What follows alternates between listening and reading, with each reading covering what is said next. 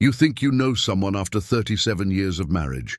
You think you've seen all their secrets, heard all their stories, held all their truths in your hands. But Rowan Cade learned differently when her husband died and left her a cabin she'd almost forgotten existed. Deep in Montana's Bitterroot Mountains, the old log structure waited, cold, weathered, and full of things she'd never seen before. Notebooks in his handwriting, locked drawers, radio equipment that still hummed with electricity. Her husband had been keeping secrets, and now she was alone with them in the snow. What had he been hiding all those years? Before we jump back in, tell us where you're tuning in from. And if this story touches you, make sure you're subscribed. Because tomorrow I've saved something extra, special for you. The rain hadn't stopped for 3 days when they buried Malcolm Cade. Rowan stood under a black umbrella at the cemetery in Brookings, Oregon, watching water stream off the canvas, covering his casket. 62 years old, and she'd never felt more alone. The turnout was respectable. Library patrons where she worked part-time, neighbors from their street, a few of Malcolm's old fishing buddies. Her daughter Tenley stood beside her, dry-eyed and distant, holding her own umbrella. They hadn't spoken more than necessary in months. The pastor said something about Malcolm's quiet kindness, his skilled hands, his love of the outdoors. All true, all inadequate. How do you sum up 37 years in 20 minutes? How do you explain a man who could spend an entire evening in comfortable silence, whose laughter came rarely but meant everything when it did, who built furniture so perfect it seemed to grow from the wood itself? Rowan's fingers worried the wedding band on her left hand, worn smooth by decades of wear. Malcolm had slipped it on her finger in 1988, both of them so young they could barely afford the rings. She'd been 25, working at a bookstore. He'd been 27, fresh out of the army, learning carpentry. They'd met at a community college class, Philosophy 101. He'd been the quiet one in back, who only spoke when he had something worth saying. That first year of marriage, they'd dreamed big dreams on small paychecks. Malcolm talked about building their own place someday, somewhere with trees and space and silence. He'd grown up in Montana, missed the mountains with an ache he couldn't quite explain. Rowan had never been west of Ohio before meeting him, but his stories painted pictures: alpine meadows, cold streams, peaks that scraped the sky. They'd bought land together in 1990, 5 acres in the Bitterroot Mountains, a 2-day drive from their apartment in Washington State, where Malcolm had found steady work. The plan was simple: build a cabin over summers, move there when they retired. Malcolm had drawn sketches, calculated lumber costs, marked trees that would need clearing, but life happened the way it does. Tenley arrived in 1990, unexpected and perfect. The Montana land became a distant dream. They moved to Oregon for Malcolm's job at a high-end furniture maker. The cabin plans went into a drawer. They visited the Montana property once, maybe twice. Then years passed without mentioning it. Rowan had assumed they'd sold it, or let it go for back taxes. Malcolm handled the finances, the paperwork, the practical details. She'd never asked. The funeral ended. People filed past, offering condolences that blurred together. Tenley left early, claiming she needed to get back to Seattle for work. The hug they shared felt obligatory, distant. Something had broken between them years ago. Rowan couldn't pinpoint exactly when or why, only that her daughter had grown cold and unreachable. Gail stayed. Gail Pritchett, Rowan's best friend since they'd met at the library 15 years ago. 64 years old, retired postal worker, blunt as a hammer and twice as reliable. She drove Rowan home, helped her out of the black dress, made tea. Neither of them drank. "You going to be all right?" Gail asked, sitting in Malcolm's recliner. It still held the shape of him. "I don't know," Rowan said honestly. "We'd been growing apart. The last few years he was distant. Gone a lot. Said he was fishing, camping, needed space. I thought maybe there was someone else. Was there?" "I don't think so." "The lawyer would have mentioned it." Rowan stared at her tea. "But something was going on. I could feel it." 3 days after the funeral, Malcolm's lawyer called. Rowan almost didn't answer. She'd been sitting on the couch in sweatpants, staring at nothing, wondering how to start the impossible task of sorting through a dead man's belongings. "Mrs. Cade?" This is Robert Chen, your late husband's attorney. I have some materials to go over with you regarding the estate. The meeting was scheduled for the following afternoon. Rowan drove to the lawyer's office in downtown Brookings, a small suite above a coffee shop. Mr. Chen was younger than she expected, maybe 40, with kind eyes and careful hands that moved precisely over documents. Your husband's estate is straightforward, he explained. The house is paid off, jointly owned, now entirely yours. There's a modest life insurance policy, about $50,000. His pension from the furniture company will transfer to survivor benefits. And there's this. He slid a document across the desk. A property deed, 5 acres in Ravalli County, Montana. Current taxes paid through the end of the year. Rowan stared at the paper. I thought we'd lost this. We bought it in 1990 and I haven't thought about this place in 20 years. Your husband maintained it, Mr. Chen said carefully. Paid the taxes annually. According to his instructions, the property transfers entirely to you. He also left this, an envelope, her name in Malcolm's handwriting. Rowan's hands shook as she opened it. The letter was brief. Rowan, by the time you read this, you'll know about the Montana property. I've been going there. I'm sorry I didn't tell you. If you want to understand, you'll need to go there yourself. The cabin has answers I couldn't give you in person. I love you. I'm sorry, Malcolm. There's a cabin. Rowan looked up at Mr. Chen, apparently. Your husband filed permits for construction about 15 years ago. Utilities are minimal. Solar panels, well water. He had supplies delivered periodically through a local service. Mr. Chen paused. Mrs. Cade, I don't know what you'll find there, but your husband was very specific that you should visit if you wanted to. He left funds specifically for travel expenses. Rowan drove home in a daze. Malcolm had been going to Montana. For how long? How often? The fishing trips, the camping weekends, the times he'd said he needed space. Had he been going to the cabin the whole time? She called Tenley that evening. The conversation was brief, strained. He had a cabin in Montana. Tenley's voice was flat. Did you know? No. Are you going? I think I have to. Why? He's dead, Mom. What difference does it make where he was going? It matters to me. Silence on the line. Then do what you want. I have to go. The call ended. Rowan sat holding the phone, feeling the distance between them like a physical weight. Gail was more supportive. You should go, she said when Rowan explained everything. You need closure. You need to understand what he was doing. Maybe then you can start processing the grief. It's November. Winter's coming in Montana. Then don't stay long. Drive up, look around, come home, but go. 2 days later, Rowan packed her truck. Practical things, winter clothes, boots, a sleeping bag, non-perishable food. Malcolm's favorite flannel shirt, the red one that still smelled faintly of him. A photo album from their early years, before distance grew between them. Her phone, charger, a road atlas because cell service might be unreliable. The drive took 2 days. Oregon coast to inland valleys, then north through Idaho into Montana.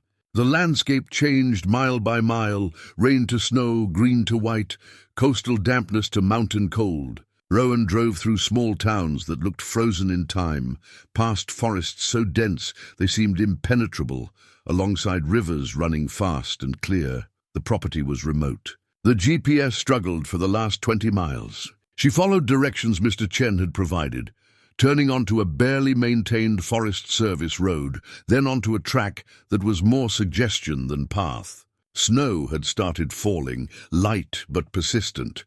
The cabin appeared through the trees like something from a dream. Not the half-finished structure she'd imagined, but a complete log home. Small, maybe 800 square feet, but solid. Solar panels on the roof. A woodshed fully stocked. A small generator housing.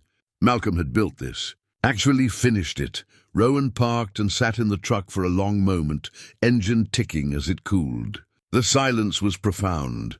No traffic, no neighbors, just wind through pine trees and snow falling on snow. She got out. The cold hit her immediately, sharp and clean. The cabin door was locked. The key was where Malcolm's letter said it would be, under the third stone to the left of the front step. Inside, the cabin was warmer than outside, but still cold. Rowan flipped a light switch experimentally. Nothing. The solar system probably needed charging, or there was a breaker somewhere she'd need to find. But daylight through the windows showed the interior clearly enough. One main room, kitchen area with a propane stove, small wooden table, comfortable seating around a wood stove. A bedroom area behind a partial wall. Bathroom with composting toilet and a shower that probably ran on propane heat. Everything simple, functional, beautiful. Malcolm's craftsmanship was evident in every joint, every fitted board, but it was the details that made Rowan's breath catch. This wasn't a hunting cabin or a bachelor's retreat. This was lived in, regularly maintained, clean dish. In the drying rack, canned goods organized in the cupboard. Books on a shelf, field guides, wilderness survival, books about Montana history. A calendar on the wall with dates marked, some as recent as 2 months ago. Malcolm's last visit before he died, Rowan moved through the space like she was walking through someone else's dream. She recognized some things. A quilt she'd made years ago folded on the bed. A photograph of her and Malcolm from their wedding day, framed on the small desk. His favorite coffee mug, but there were things she didn't recognize. A sophisticated radio setup on the desk, far more complex than a simple ham radio. Topographical maps covering one wall, marked with symbols and notations she didn't understand. Binoculars, professional grade. A camera with a telephoto lens. Filing boxes under the desk, labeled with years, and in the corner, a locked metal filing cabinet. Rowan stood in the center of the cabin as snow fell outside and darkness gathered. Her husband had built a life here, a separate life she'd known nothing about. The betrayal felt physical, a weight in her chest, but underneath the hurt was curiosity. What had Malcolm been doing here? Why the secrecy? What was in that locked cabinet? She found firewood and kindling, got the wood stove going with matches from the kitchen. Heat began to fill the space. She located the electrical panel, flipped the right switches, and lights came on. The solar system still had charge. Rowan made tea on the propane stove and sat at Malcolm's desk, looking at the radio equipment she didn't know how to use. Outside, night had fallen completely. The silence was so deep it almost rang.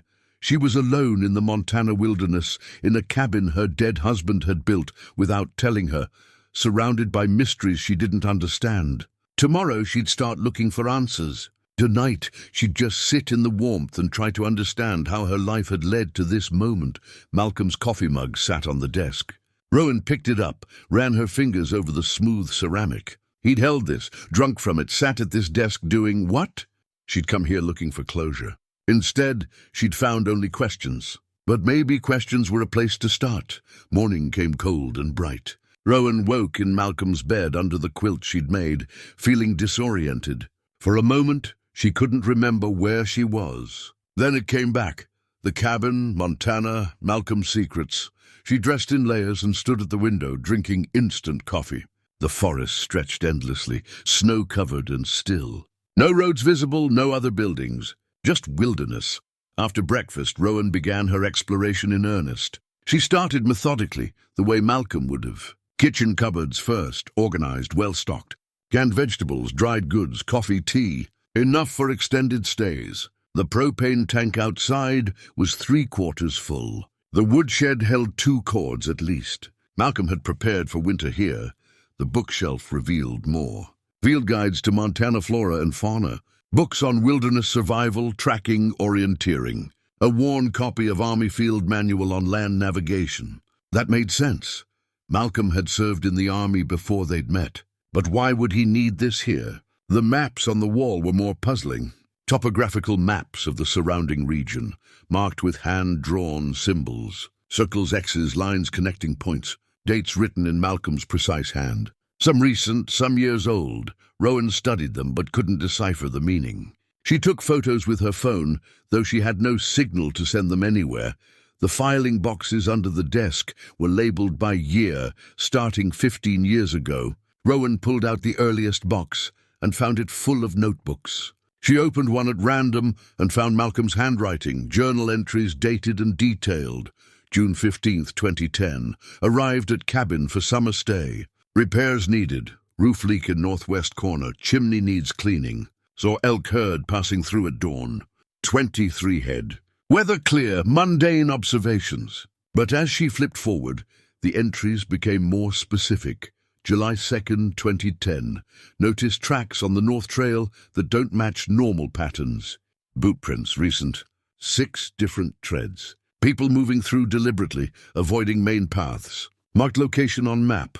Rowan felt her heartbeat quicken. Malcolm had been tracking people. Why? July 8th, 2010. Observed group of 4 men setting up camp in the restricted area near Sawmill Creek, well-equipped military-style gear. They're not hunters. Wrong season, wrong equipment. Took photos. We'll monitor. She flipped through more pages. The entries continued through that summer. Observations of unusual activity. People moving through wilderness areas where they shouldn't be. Patterns Malcolm was clearly documenting. Then, in August, met Buck Tremaine today. Former Army Ranger, lives 20 miles east. He's noticed the same patterns I have. We compared notes. He thinks we're seeing the edges of something organized. Agreed to stay in contact, Buck Tremaine. Rowan committed the name to memory. She pulled out more boxes, more notebooks. The years stacked up. Malcolm had been coming here regularly, weeks at a time, sometimes months. The entries grew more detailed, more focused. He'd developed a system, observation posts, documented routes, coordination with others. Names appeared repeatedly, Buck, Vincent, Kai, others, but the entries about Rowan appeared too, and they made her chest tight. September 20th, 2012. Called Rowan tonight. Told her I was at a fishing camp with no signal. The lie came easily. Too easily. She deserves better than this. But if she knew what I was seeing out here, she'd worry. She'd try to stop me. And this work, someone has to do it. Rowan set the notebook down, feeling sick. 3 years of lies, right there. And that was just one entry. She kept reading, driven by need to understand. The notebooks revealed a pattern. Malcolm had discovered illegal activity in the wilderness. Drug trafficking first, then something worse. People being moved through remote corridors, away from roads and authorities. Malcolm had started documenting everything, building a case, working with a network of others who'd noticed the same thing. April 3rd, 2015. Confirmed trafficking route. They move people through every 6 to 8 weeks. Always at night, always using the same wilderness corridors. Buck and I counted 15 people in the last convoy. Women mostly, some young men. They looked terrified. We radioed it in through Harwood's contact, but by the time anyone responded, they were gone. We need better evidence, Harwood. Another name. Rowan wrote it down. The locked filing cabinet sat there, taunting her. Whatever was inside, Malcolm had wanted it secured.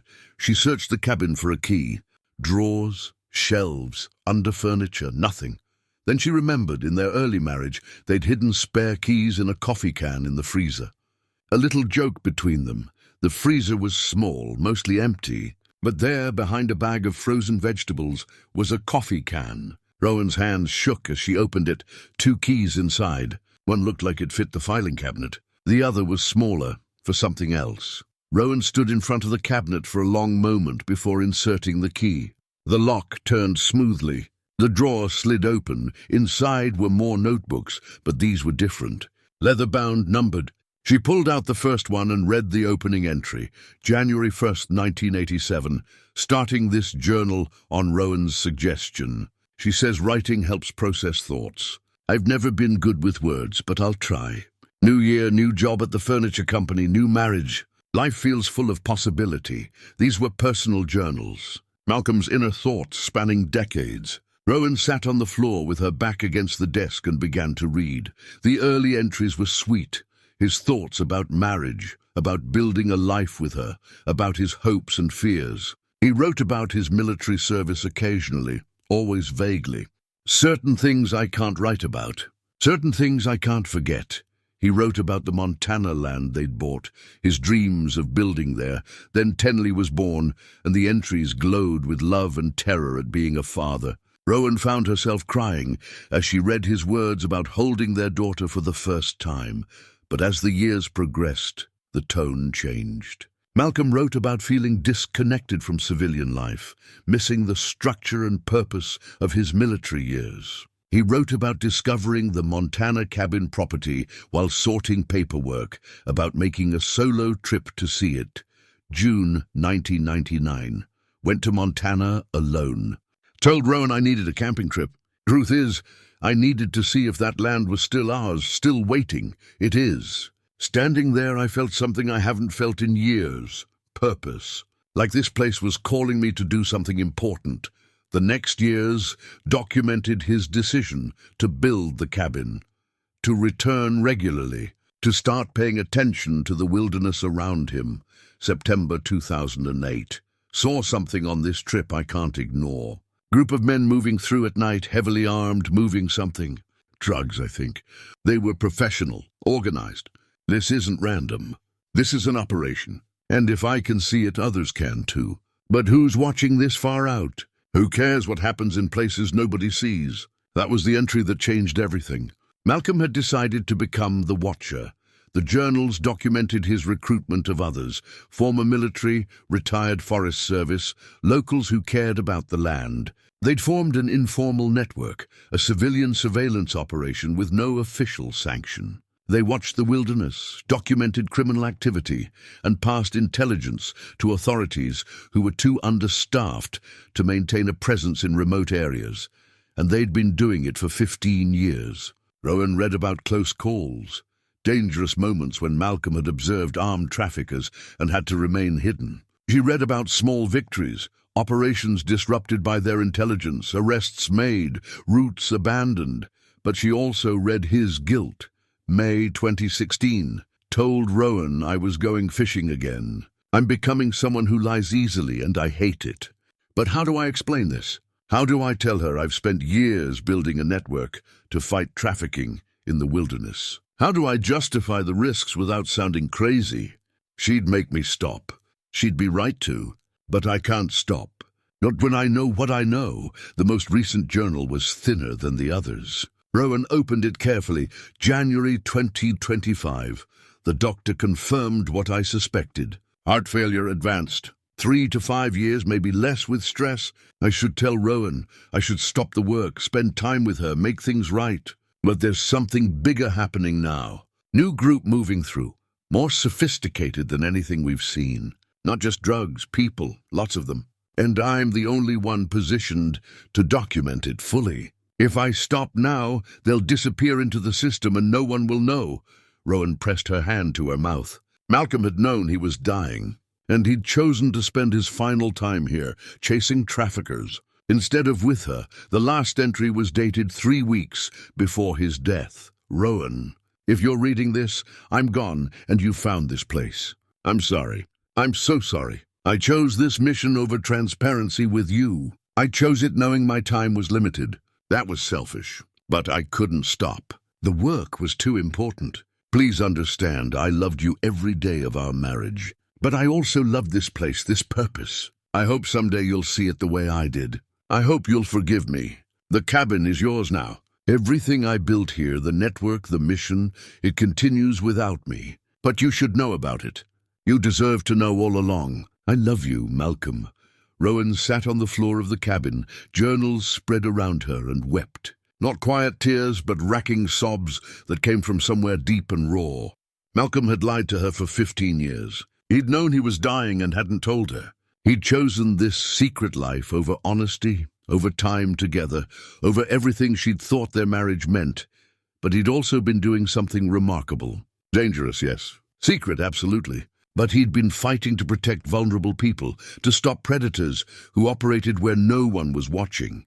She didn't know whether to hate him or honor him. Maybe both. Her phone buzzed. She must have drifted into a spot with minimal signal. A text from Tenley. Mom, are you okay? Should I be worried? Rowan typed back with shaking hands. I'm fine. Just processing. I'll call when I can.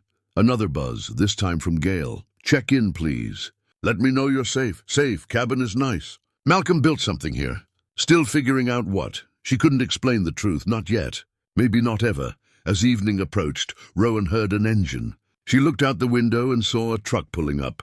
Old Chevy Forest Service colors, but not official. An elderly man climbed out, moving carefully through the snow.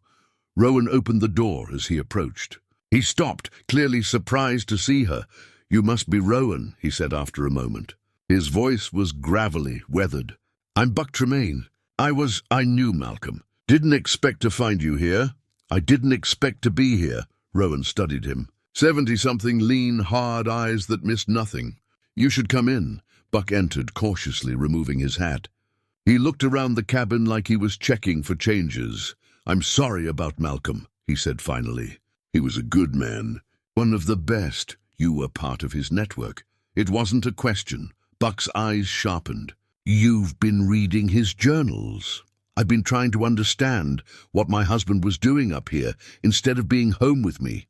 The bitterness in her voice was clear. Buck nodded slowly. He talked about you often. He felt guilty about the secrets. But he also felt called to the mission. Rowan's laugh was harsh. That's what the journals say. It's true, though. Buck sat down carefully. Malcolm saw things out here that most people never know about. Bad things. And he decided to do something about it. He built something important. He built a lie. He built both.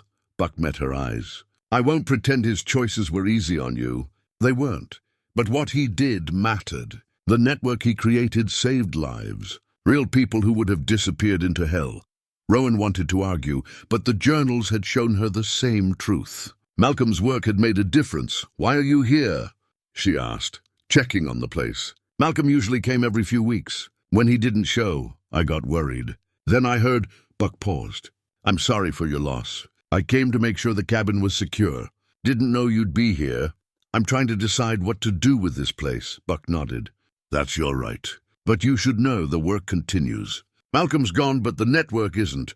We're still watching, still documenting. If you decide to sell, we'd understand. But if you want to keep it, you'd be welcome. As much or as little involvement as you want. He stood to leave, then paused at the door. Malcolm said something once. Said if anything happened to him, you'd either understand completely or hate him completely. He hoped for understanding, but accepted either way. For what it's worth, he loved you. Never doubted that. After Buck left, Rowan stood at the window, watching darkness fall. She felt like she was standing at a crossroads. She could close up the cabin, go home, try to rebuild her life in Oregon. Mourn the husband she thought she'd known and move forward, or she could stay. Learn more. Understand the full scope of what Malcolm had built. The locked drawer in the filing cabinet still held secrets. She'd only opened the top drawer. There was more to discover. Rowan touched the wedding ring on her finger, worn smooth by time. What were you thinking, Malcolm? She whispered to the empty cabin, but he wasn't there to answer. She'd have to find the answers herself. Rowan woke before dawn, the cabin cold despite the banked fire. She'd spent a restless night dreaming of Malcolm. Not the man she'd married, but the stranger from the journals. Tracking armed men through snow, radioing coded warnings. Living a life she'd never witnessed. She relit the wood stove and made coffee, watching the forest emerge from darkness. The isolation was profound. No neighbors, no traffic sounds, no human presence except the cabin itself. How had Malcolm endured this solitude for weeks at a time? Or had he preferred it? After breakfast, she returned to the filing cabinet. The second drawer held what Malcolm had called his operational files. Rowan spread them across the table. Maps marked with routes and dates, photographs of vehicles and people, detailed logs of observations. This wasn't casual documentation. This was intelligence work, organized and thorough. One folder contained a log of what Malcolm called corridor activity. He'd identified 6 main routes through the wilderness that traffickers used consistently. Each route was mapped precisely, with notes about timing, vehicle types, frequency. The most recent entries showed increased activity on what he'd labeled Northern Corridor Alpha. August 2024, NCA showing elevated traffic. 3 convoys this month versus typical 1. Personnel appear more professional than previous operations. Vehicles newer, better equipped. Coordination suggests larger organization. Recommend increased surveillance. But surveillance by whom? The network Buck had mentioned. Rowan found a list in another folder. Names, locations, call signs. Buck Tremaine, Eastern Position. Vincent Orr Communications. Kai Hewitt, Northern Watch. 12 names total, each with a specific role. Malcolm had built a structured operation. She spent the morning reading through operational logs, piecing together how the network functioned. They communicated via radio on specific frequencies. They observed and documented, but avoided direct confrontation. They passed intelligence to law enforcement contacts, always anonymously.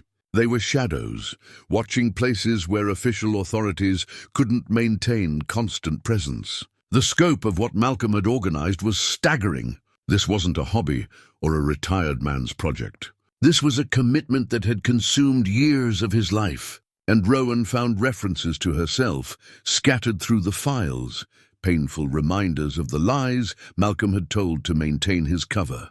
Cover story, fishing trip with the guys.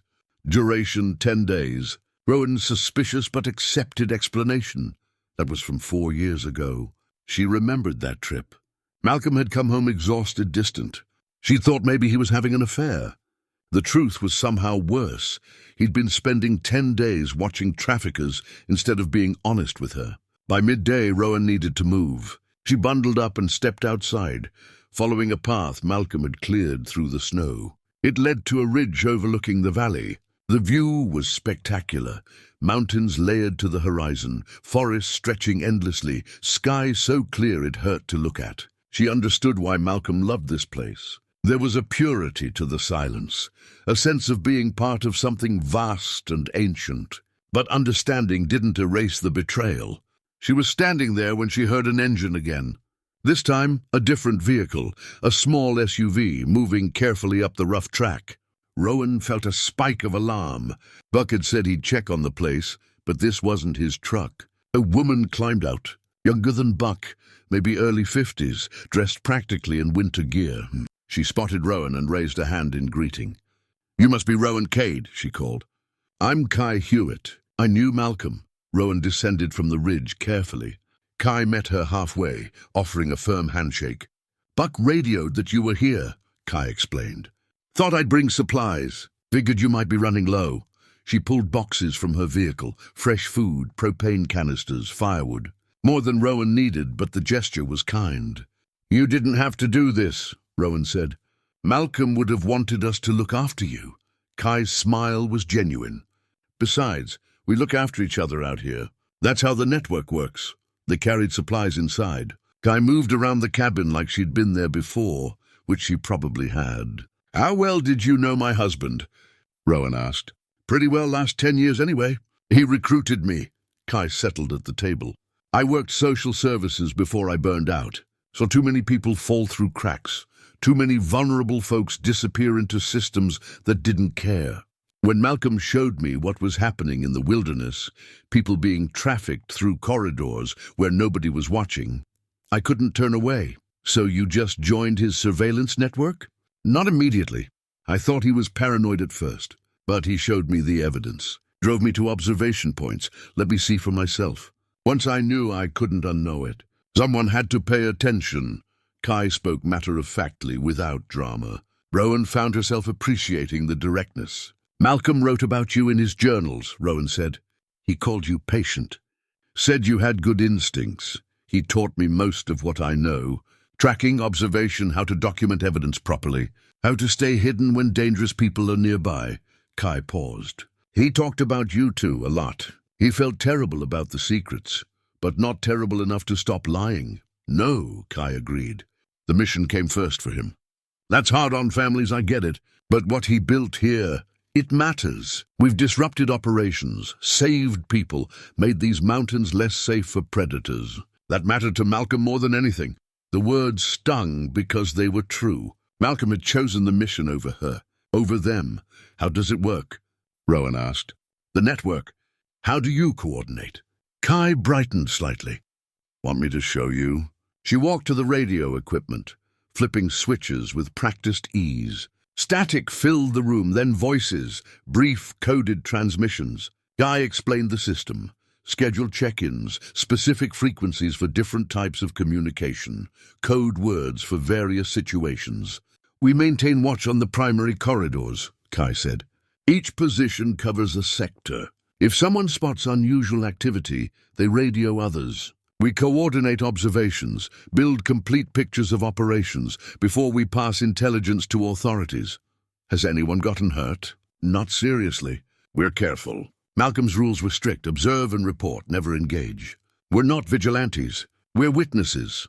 Rowan listened to the radio chatter, trying to imagine Malcolm here, part of this network, speaking in code about life and death matters.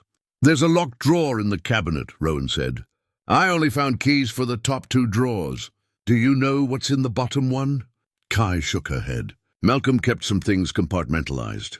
Need-to-know basis. He probably secured whatever he considered most sensitive. After Kai left, promising to check in again soon, Rowan returned to the journals. She read Malcolm's account of recruiting Kai, his observations about her dedication, his relief at having someone trustworthy on the Northern Watch. But she also found an entry that made her pause. November 2020, told Rowan I was on a fishing trip. Spent 5 days tracking an armed group through the backcountry. They were moving drugs, maybe weapons. Got close enough to photograph faces. Too close, one of them spotted movement. Had to hide in a ravine for 6 hours while they searched. Thought about Rowan the whole time, about what would happen if I didn't make it home. The lies are getting heavier, but someone has to do this. 6 hours hiding from armed traffickers. Malcolm had been 60 years old, heart already failing though he didn't know it yet, and he'd put himself in mortal danger rather than tell her the truth. Rowan felt anger surge again, hot and bright. What gave him the right to make those choices alone? What gave him the right to risk leaving her widowed for a mission she'd never agreed to? But underneath the anger was something else. Reluctant admiration. Malcolm had seen something wrong and decided to act. Most people would have looked away, told themselves it wasn't their problem. Malcolm had built a network, dedicated years of his life, taken real risks to fight something genuinely evil. The complexity of her feelings was exhausting. She tried calling Tenley, but got voicemail. Left a message, "Hi, honey. I'm still in Montana, at Dad's cabin. There's a lot to process here. Call when you can." Then she called Gail, who answered immediately. "Rowan, thank God, I've been worried. How is it up there?" "Complicated." Rowan looked around the cabin. Malcolm's life's work, secret and profound. Malcolm was involved in something important. I'm trying to understand it. What kind of something? I can't explain over the phone. But Gail, he wasn't having an affair. He was doing something that mattered, in a way I'm only starting to comprehend. Are you safe? Yes, isolated, but safe. There are people here who knew Malcolm, who've been helping me understand. They talked for another 10 minutes, Gail's practical concern a tether to her normal life. After hanging up, Rowan felt both grounded and unmoored. Her life in Oregon seemed distant, almost unreal. This cabin, these mountains, Malcolm's secret network, this felt immediate and present in a way nothing had since his death. As evening approached, Rowan studied the topographical maps on the wall. Malcolm had marked positions, routes, observation points. She found the cabin's location, then the other positions. Bucks to the east, Kais to the north, others scattered across the region. They formed a web of watching, a network of attention in places where attention was rare. The locked bottom drawer of the filing cabinet drew her eye. What had Malcolm kept in there? What was sensitive enough to lock away even from the rest of his documentation? She searched the cabin again, looking for the third key. Checked every conceivable hiding place. Nothing. Finally, exhausted and frustrated, she sat at Malcolm's desk and opened his most recent journal again. The last entry haunted her. "I hope you'll forgive me." "I don't know if I will," she whispered to the empty room. But she was still here, still reading, still trying to understand. That had to mean something. The snow came hard that night. Rowan woke to wind howling against the cabin walls and white obscuring the windows. She'd experienced Oregon rain, but this mountain storm was different, fierce and isolating. The world beyond the glass disappeared into swirling white. She spent the morning maintaining the fire, rationing food, trying to stay warm. The solar panels were covered with snow, so she conserved electricity. The cabin felt smaller, the silence more complete. This was Malcolm's reality. Weeks alone in winter, watching and waiting. With nothing else to do, she returned to the operational files. Malcolm had kept meticulous supply logs, documenting everything he brought to the cabin and when. Each trip was recorded with dates, duration, purpose. The pattern was clear. He'd been coming here 4 to 6 times a year, stays ranging from a week to nearly a month. She found financial records too. Malcolm had maintained a separate account for the network's needs: supplies, equipment, occasional payments to the delivery service that brought provisions. The amounts were modest but consistent. He'd been funding this operation from their savings, small amounts she'd never noticed missing, more lies by omission, more secrets hidden in plain sight. But as she read deeper, she found something that shifted her perspective. Malcolm had documented every dollar spent and every operation affected by the network's intelligence. He'd kept a running tally of what their work had accomplished. November 2018. Intelligence provided to DEA led to interdiction of 50 kilograms of methamphetamine. Estimated street value, $500,000. 3 arrests. Northern Corridor disrupted for 4 months. June 2020. Trafficking operation documented by network resulted in federal investigation. 12 victims recovered, 7 arrests, 3 state criminal organization dismantled. On, year after year. The network had made a real difference. People who would have vanished had been saved. Criminal operations had been disrupted. The wilderness had become less hospitable to predators. Malcolm had kept a separate page with a simple count.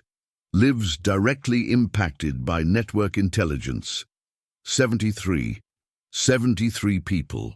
Real individuals with names and stories, though Malcolm would never know them. People who existed because he and his network had paid attention where no one else did. Rowan stared at that number for a long time. 73 lives weighed against 15 years of lies. How did you calculate that moral equation? She found herself looking at the radio equipment again. Kai had shown her the basics, but Rowan hadn't tried using it. Now, with the storm isolating her completely, she felt the pull of connection.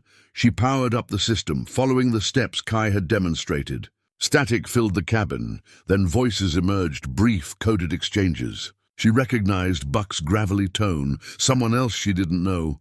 Then Kai, northern position, checking in. Storm's bad up here. Visibility 0. No activity possible until it clears. Eastern position confirms. Maintaining shelter. Check in tomorrow at 800. Communications Central. All positions hold. Stay safe. Network maintains watch when weather permits. That must be Vincent, the communications coordinator Malcolm had written about. His voice was steady, calm, the voice of someone who'd done this for years. Rowan keyed the microphone hesitantly. This is the cabin. Malcolm's cabin. Rowan Cade here. Silence. Then Vincent's voice, surprised. Mrs. Cade, you're still there. Storm caught you? Yes, I'm fine. Just listening. Good to know you're safe. That cabin's solid. Malcolm built it right. You'll weather this fine. Other voices chimed in, brief greetings, welcomes, assurances that if she needed anything, they'd help when the storm cleared. These strangers who'd known her husband's secret life were offering support without hesitation. After signing off, Rowan sat with the strange warmth of that connection. She wasn't entirely alone. The network Malcolm had built extended around her, invisible but present. She spent the afternoon reading more journals, these from the middle years of Malcolm's operation. The entries showed his evolution from lone observer to network coordinator. He'd learned from mistakes, refined procedures, built trust with his recruits, but she also found the coded entries she'd noticed before. Malcolm had written in plain language most of the time, but certain entries used a simple substitution cipher, one he'd taught her during their early marriage as a game, a private language just for them. She'd forgotten about it until now. But the code came back quickly. Muscle memory of a younger self who'd written silly love notes in cipher for her husband to decode. The coded entries revealed what Malcolm hadn't wanted casual readers to see. Details about specific operations, names of law enforcement contacts, sensitive intelligence about criminal organizations, and personal thoughts he'd felt too vulnerable to write plainly. One entry from 5 years ago, decoded, "I miss her. Every day I'm here, I miss Rowan, the way she reads with tea in the morning, her laugh when something genuinely surprises her, the feel of her hand in mine. I'm building something important, but I'm losing her in the process. I can feel the distance growing. She thinks I'm pulling away because I don't love her anymore. The truth is, I love her so much, I'm trying to protect her from this dangerous world I've stepped into. But protection through ignorance is still betrayal. I know that. I just don't know how to stop. Rowan pressed her fingers against the page, tears blurring the words. Malcolm had known. He'd understood the cost of his choices, and he'd chosen the mission anyway. The storm continued through the night. Rowan lay in bed, listening to wind scream and snow hammer the roof. She thought about Malcolm alone here through storms like this, committed to his purpose, separated from everything familiar. She thought about the 73 lives. About Kai, who'd found purpose after burning out. About Buck, still watching in his 70s because someone needed to. About a network of people who'd decided that paying attention mattered. By morning the storm had passed, leaving the world transformed. Snow buried everything, 3 feet at least, maybe more. The cabin was an island in white. Rowan dug out the door, cleared the solar panels, marveled at the crystalline silence. The radio crackled with check-ins, all positions reporting safe. Network resuming normal watch schedules as conditions allowed. Rowan found herself thinking about the locked drawer again. She'd searched everywhere for the 3rd key. But maybe Malcolm hadn't hidden it somewhere obvious. Maybe it was in the code. She went through the journals again, looking for coded entries that might contain references to keys or locks. Found one from 6 months before Malcolm died. Decoded, sealed the final evidence in the secure drawer. E-location, where we first said I love you, coordinates of memory. Where they'd first said I love you. Rowan's breath caught. She knew exactly where that was.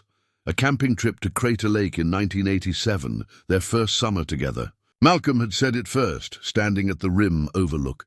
She remembered the exact spot. She found the topographical map of Crater Lake in Malcolm's collection. Studied the rim, found the overlook. The coordinates were marked, 42.9446 degree N, 122 1090 degree W. Rowan stared at the numbers. That was the key, literally. The coordinates themselves. She grabbed a piece of paper and wrote them out, tried various combinations. Then she noticed the filing cabinet's combination lock on the bottom drawer.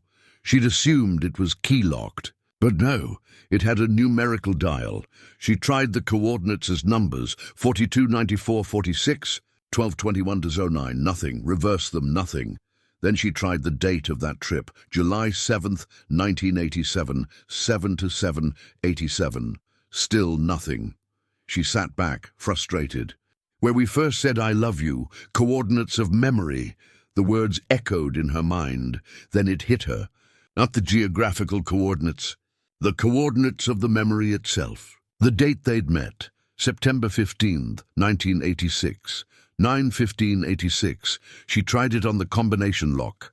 Click. The drawer opened. Inside was a sealed envelope marked, "Urgent, open only if I'm gone," and a thick file folder.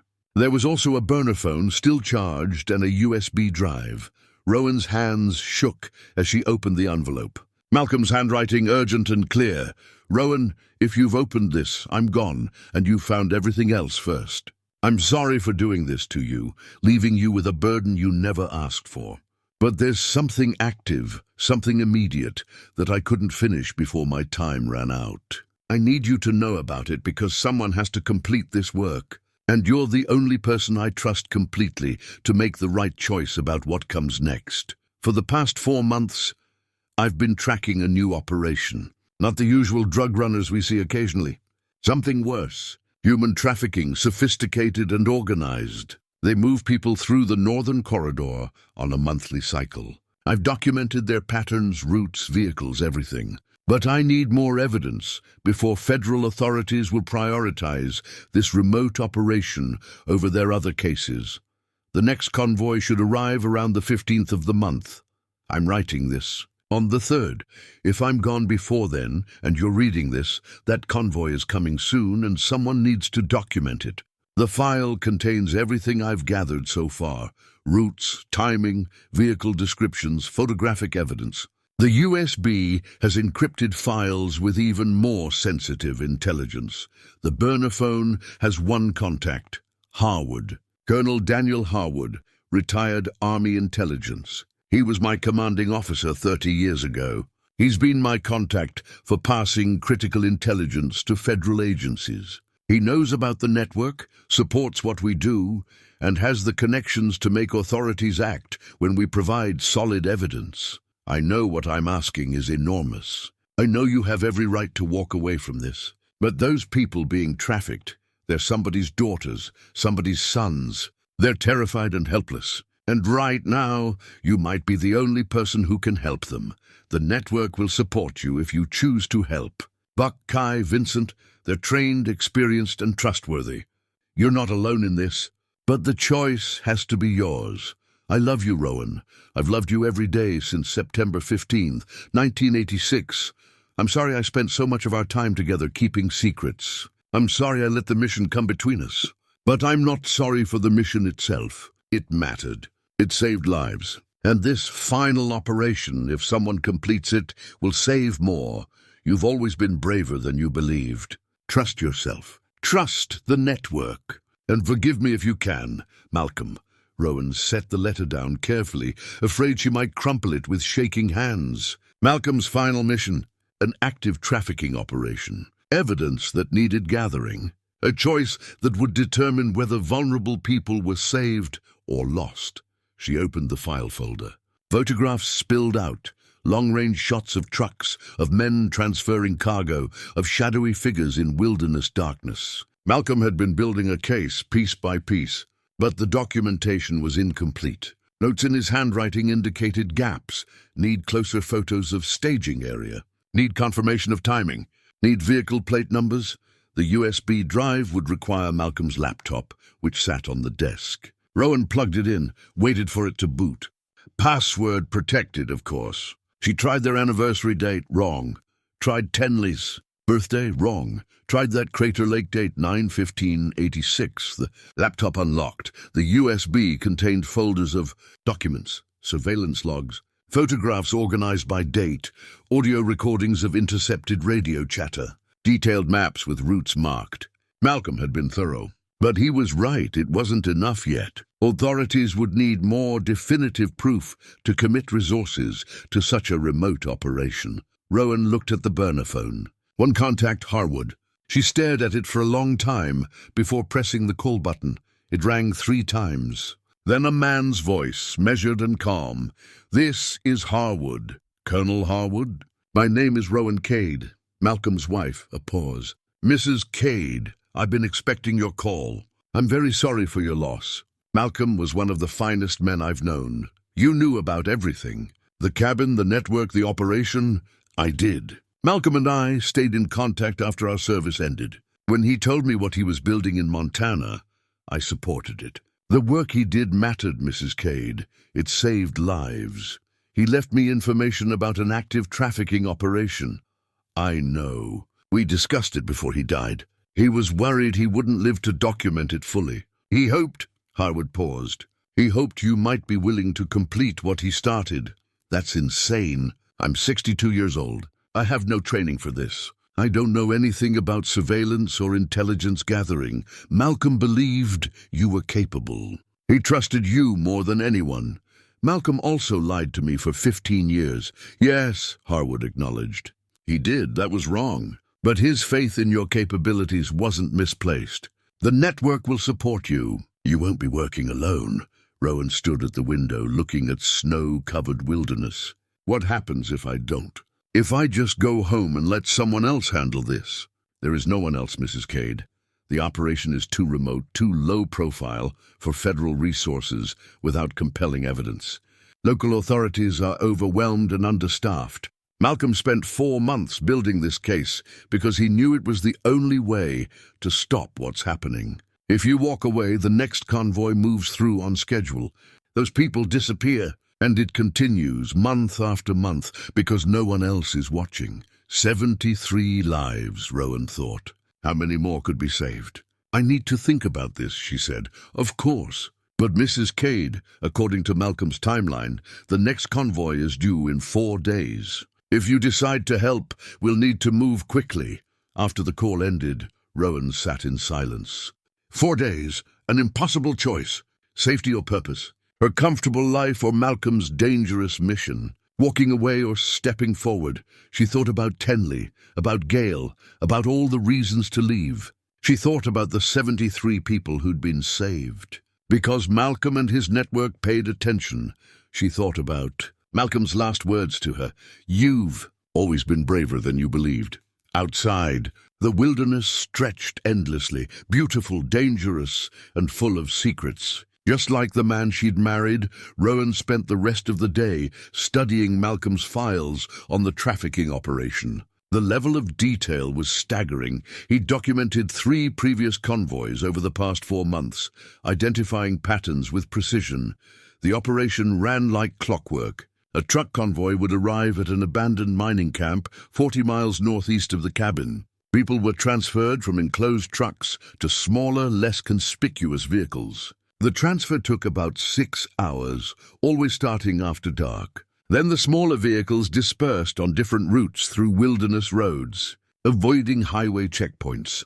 Malcolm had photographed the staging area from a distance, but the images weren't clear enough to identify individuals or read license plates. He'd noted this repeatedly.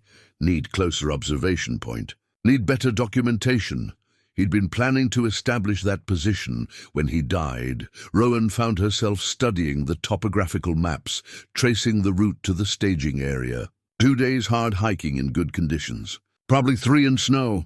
Malcolm had marked observation points, safe approaches, emergency exits. He'd planned this mission as carefully as any military operation. She picked up the burner phone again, scrolled to Harwood's number, but didn't call. Instead, she sat with the weight of the decision. That evening, Buck arrived with more supplies. He stomped snow off his boots and assessed her with sharp eyes. You found the bottom drawer, he said. Not a question. How did you know? You've got that look. Like you've seen something heavy and you're trying to figure out if you can carry it. He set down a box of supplies. Malcolm told me about the active operation before he died.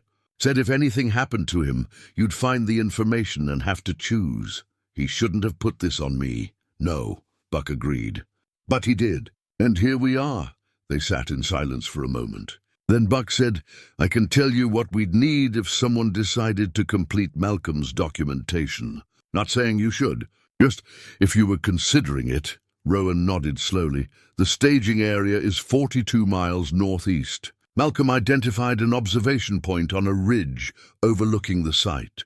Natural rock formation, good cover, clear sight lines. 2-day hike to reach it in current conditions. Person would need to arrive at least 12 hours before the convoy to set up properly.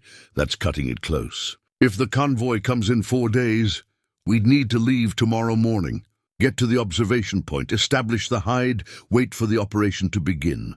Buck leaned forward. I'd go myself, but my knees are shot. Can't make that hike anymore. I could do it, but her sector's showing unusual activity she needs to monitor. Vincent's needed for communications coordination.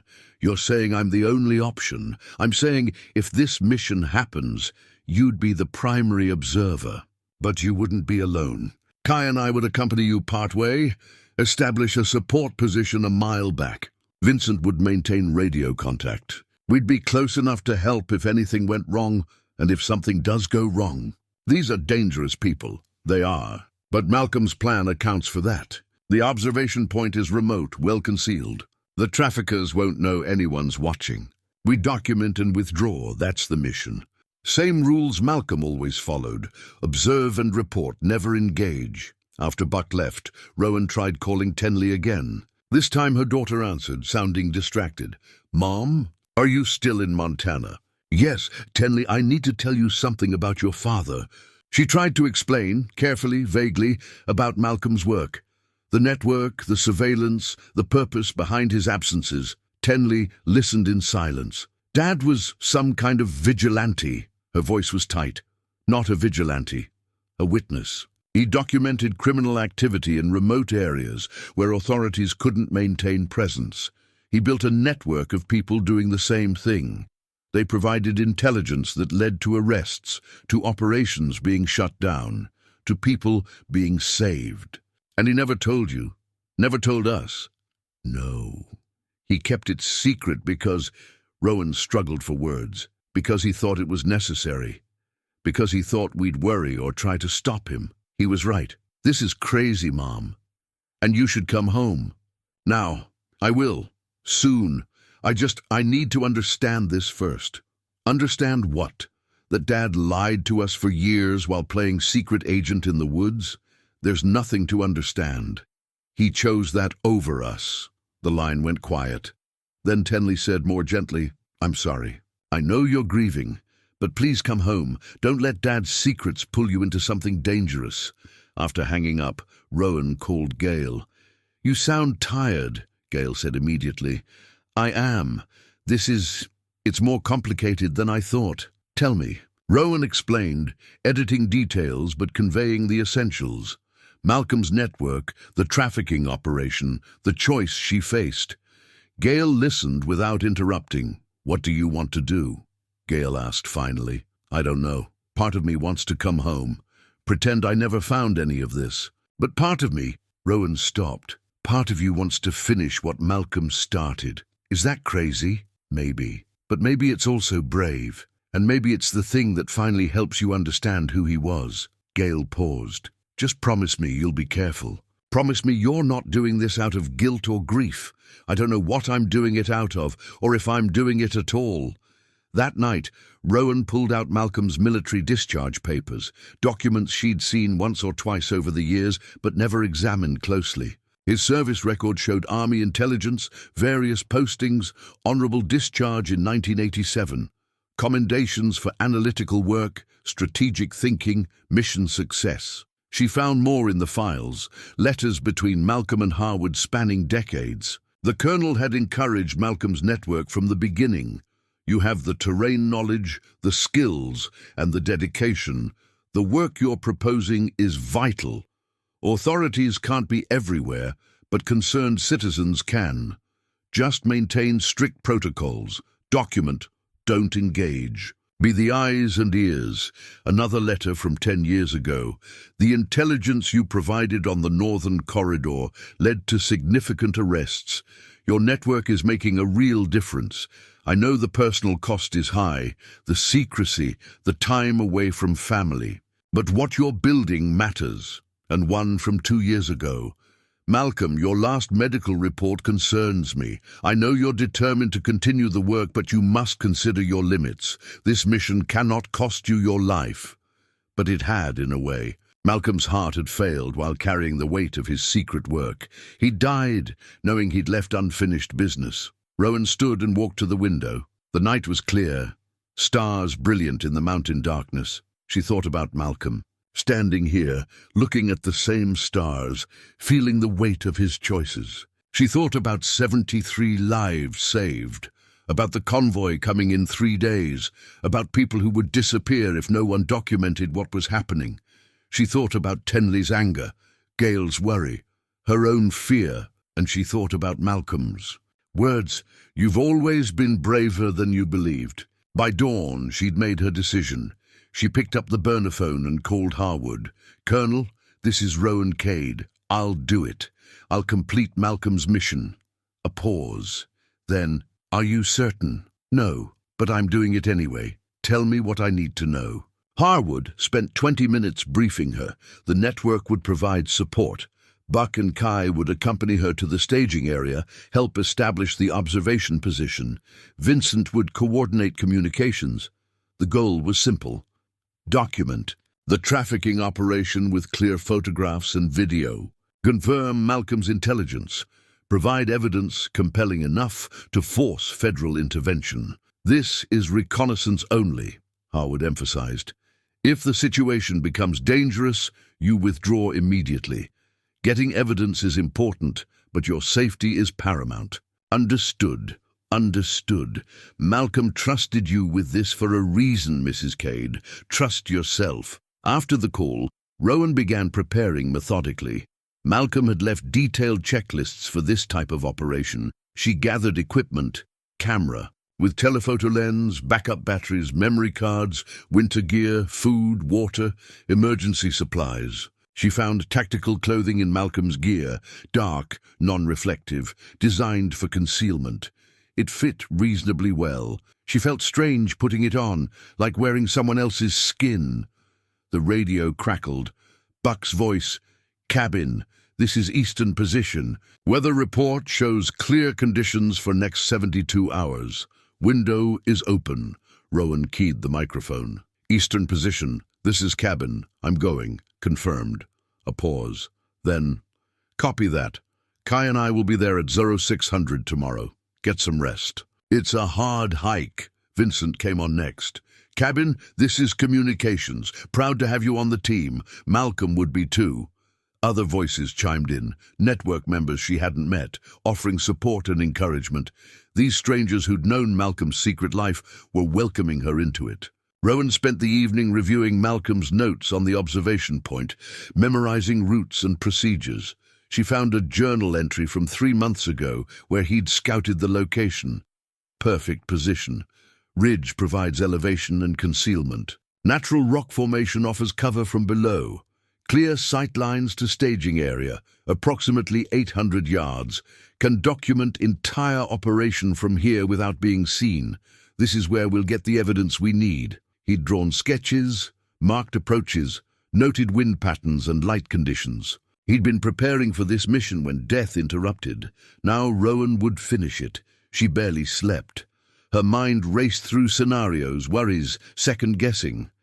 But when dawn came, she rose and dressed in Malcolm's tactical gear, feeling the weight of his mission settling onto her shoulders. Buck and Kai arrived precisely at 6. They checked her equipment with professional efficiency, made minor adjustments, approved her preparations. "You ready for this?" Kai asked. "No," Rowan said honestly. "But we're doing it anyway." They loaded their packs and set out into the frozen wilderness. 3 people bound by purpose and the memory of a man who'd believed watching mattered more than comfort. The first day's hike was brutal. Rowan had thought she was reasonably fit. She walked regularly, worked on her feet at the library, but mountain hiking with a full pack was entirely different. Her legs burned, her shoulders ached, her lungs struggled with the altitude and cold. Buck and Kai moved with practiced efficiency, adjusting their pace to accommodate her, but never stopping completely. They hiked in relative silence, saving breath for the trail. By afternoon, Rowan's entire body screamed for rest. But she pushed forward, driven by stubborn determination and the knowledge that turning back meant abandoning the mission. They reached a midpoint shelter as darkness fell, a small survival cache Malcolm had established years ago. Buck got a fire going while Kai prepared simple food. They ate in companionable quiet, too tired for much conversation. "How you holding up?" Buck asked eventually. "Surviving," Rowan managed. "You're doing better than most would. This terrain's unforgiving." Around the fire that night, Kai shared her story. "I worked Child Protective Services for 15 years. Saw kids disappear into the system, saw families torn apart, saw people who fell through every crack society has. I burned out hard, moved to Montana thinking I'd find peace in the wilderness, and you found Malcolm instead," Rowan said. "He found me. I was hiking one day and saw something strange. Men moving through the backcountry with way too much gear looking wrong. Mentioned it at a local diner. Malcolm overheard, approached me later, asked what I'd seen, then showed me what he'd been documenting." Kai stared into the fire. "At first I thought he was paranoid. Then he took me to an observation point. Let me watch. I saw a convoy moving people through wilderness. In the middle of the night, saw scared faces, armed guards, the whole operation. Malcolm said, 'Nobody else is watching. Somebody has to.' And I couldn't argue with that. Do you ever regret joining the network? Sometimes. When it's cold and dangerous, and I'm alone in the woods watching criminals. But then I think about the operations we've helped shut down, the people who got rescued because we provided intelligence. That makes it worthwhile." Buck shared his story too. Former Army Ranger, retired after injuries ended his service. Moved to Montana for solitude, found purpose with Malcolm instead. First time I met Malcolm, I knew he was military. You can always tell. We talked tactics, observation, patrol patterns. He was sharp, sharper than most officers I'd served under. He told me what he was building, asked if I'd be interested. I'd been feeling useless in retirement. The network gave me a mission again. They talked about Malcolm, his quiet leadership, his strategic mind, his absolute commitment to the work. He talked about you all the time, Buck said to Rowan. Showed us pictures, told stories. He felt guilty every day about the secrets. But he also felt called to the mission, Rowan finished. I know. I've read the journals. He said something once, Kai added. Said he hoped someday you'd understand. Said if anything happened to him, you'd either forgive him completely or hate him completely, and he'd accept either one. But he hoped for forgiveness. Rowan stared into the flames. I'm somewhere in between. I understand why he did it. I admire the work, but I also feel betrayed by the lies. I don't know how to reconcile those feelings. Maybe you don't have to, Buck said. Maybe complicated is okay. People are complicated. Love is complicated. Malcolm was doing something important, but he was also lying to someone he loved. Both things can be true. They slept in the shelter, exhausted and aching. Rowan dreamed of Malcolm, not as she'd known him, but as he must have been here, hiking these trails, watching from observation points dedicated to his secret purpose. The second day was harder. The terrain grew steeper, the temperature dropped, and Rowan's body protested every step. But she pushed through, drawing on reserves of determination she'd forgotten she had. By afternoon, they approached the observation point. Buck called a halt a mile back, where terrain provided concealment for a support position. This is as far as Kai and I go, he explained. From here you continue alone to the observation point. We'll maintain radio contact. If anything goes wrong, we're close enough to help. Kai helped Rowan prepare. Remember Malcolm's protocols. Move slowly, avoid sudden movements, maintain concealment. Set up your position carefully. You'll be there for hours. Document everything, but if you feel unsafe, withdraw immediately. They reviewed radio procedures, emergency signals, extraction plans. Then Kai handed Rowan a small device. GPS beacon. If you press this button, we come immediately, no questions asked. Use it if you need us. Rowan adjusted her pack and continued alone. The forest grew denser, the silence more complete. She moved carefully, following Malcolm's marked route. Every sound seemed amplified. Her breathing, her footsteps crunching snow, branches creaking in wind. The observation point appeared gradually, a natural rock formation overlooking a valley. Below, perhaps 800 yards distant, sat the abandoned mining camp Malcolm had identified as the staging area. Rowan established her hide carefully, following Malcolm's notes. She set up the camera, prepared backup equipment, arranged everything for quick access. Then she settled in to wait. The waiting was hardest. Hours passed slowly, cold seeping through layers of clothing, despite her preparations. Rowan's mind wandered to dark places. What if the convoy didn't come? What if they'd changed their schedule? What if Malcolm's intelligence was wrong? Or worse, what if they came and saw her, discovered the observation point, came up here? She pushed the fears away, focused on Malcolm's training. Stay calm, stay hidden, trust the preparation. As darkness fell, Rowan activated the radio. Support position, this is observation point. In position, no activity yet. Buck's voice crackled back. Copy that. Maintain watch. We're here if you need us. Vincent came on from the communications hub at his location. Observation point, communications. You're doing great. Malcolm would be proud, would he? Rowan wondered. Or would he regret putting this burden on her? She found the voice recorder in her pack, the one with Malcolm's messages. Plugged in earbuds and listened to his voice in the darkness. Rowan, if you're hearing this, I'm gone, and you've found this place. I'm sorry. She'd listened to these recordings before, back at the cabin. But hearing them now, alone on this ridge, carrying his mission forward, they hit differently. Malcolm talked about his failing heart, about knowing his time was limited. The doctor said 3 to 5 years. I didn't tell you because you'd have made me stop everything. Stop the network, stop the missions, spend my remaining time resting. And maybe that would have been wiser. Maybe I'd have lived longer. But I couldn't stop. Not when I knew what was happening out here.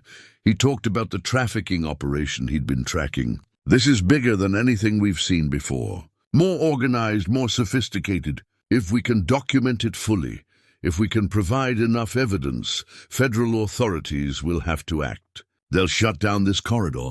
They'll save people. His voice grew emotional. I know I'm asking too much of you. I know leaving you with this mission is selfish. But Rowan, you're the only person I trust completely. You're stronger than you know, braver than you believe. If you decide to help, you'll have the network behind you. And if you decide to walk away, I understand that too. I love you. Whatever you choose, I love you. Rowan wiped tears from her face, grateful for the darkness. Malcolm's voice continued, sharing memories of their life together, expressing regret for time lost to secrets, hoping she'd forgive him eventually. The final recording was brief. Thank you for everything. For 37 years. For loving me even when I made it hard. For being the best part of my life. I'm sorry I couldn't be fully honest. I'm sorry I chose the mission over transparency. But I'm not sorry for loving you or for trying to do something that mattered. Be brave, Rowan. Finish this if you can. And then live, really live the rest of your life. That's what I want for you. The recording ended. Rowan sat in silence, holding the device, feeling Malcolm's presence despite his absence. Movement below caught her attention. Lights in the valley, vehicles approaching the staging area. Her pulse accelerated. This was it. The convoy was arriving. She grabbed the camera, adjusted settings for low light conditions, and began documenting. 2 trucks pulled into the abandoned mining camp, followed by a van. Men emerged, at least 6 that Rowan could count. They moved with purpose, setting up equipment, preparing for the operation. Rowan photographed everything, hands steady despite her racing heart. Vehicle plates, faces, equipment. Malcolm had been right. This was organized and professional.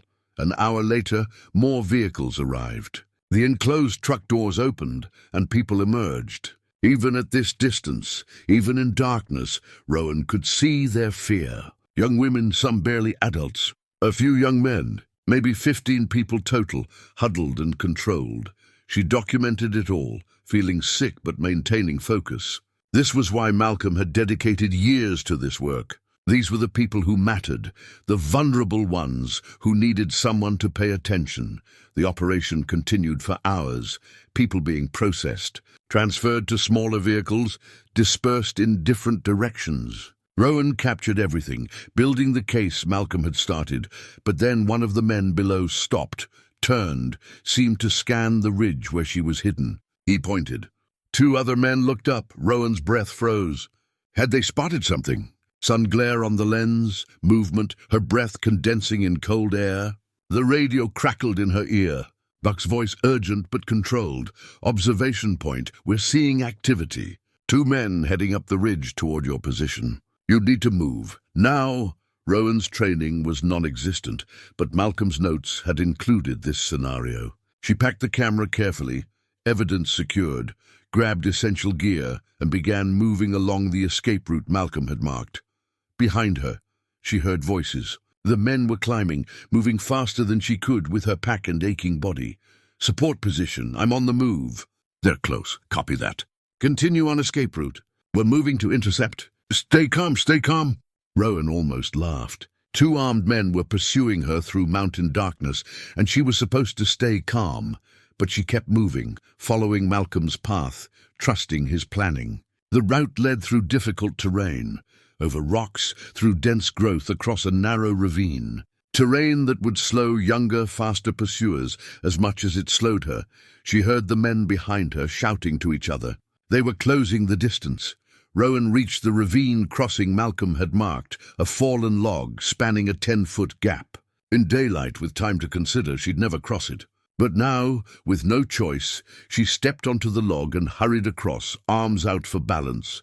Behind her, one of the pursuers attempted the crossing. She heard a shout, a crash. He'd slipped.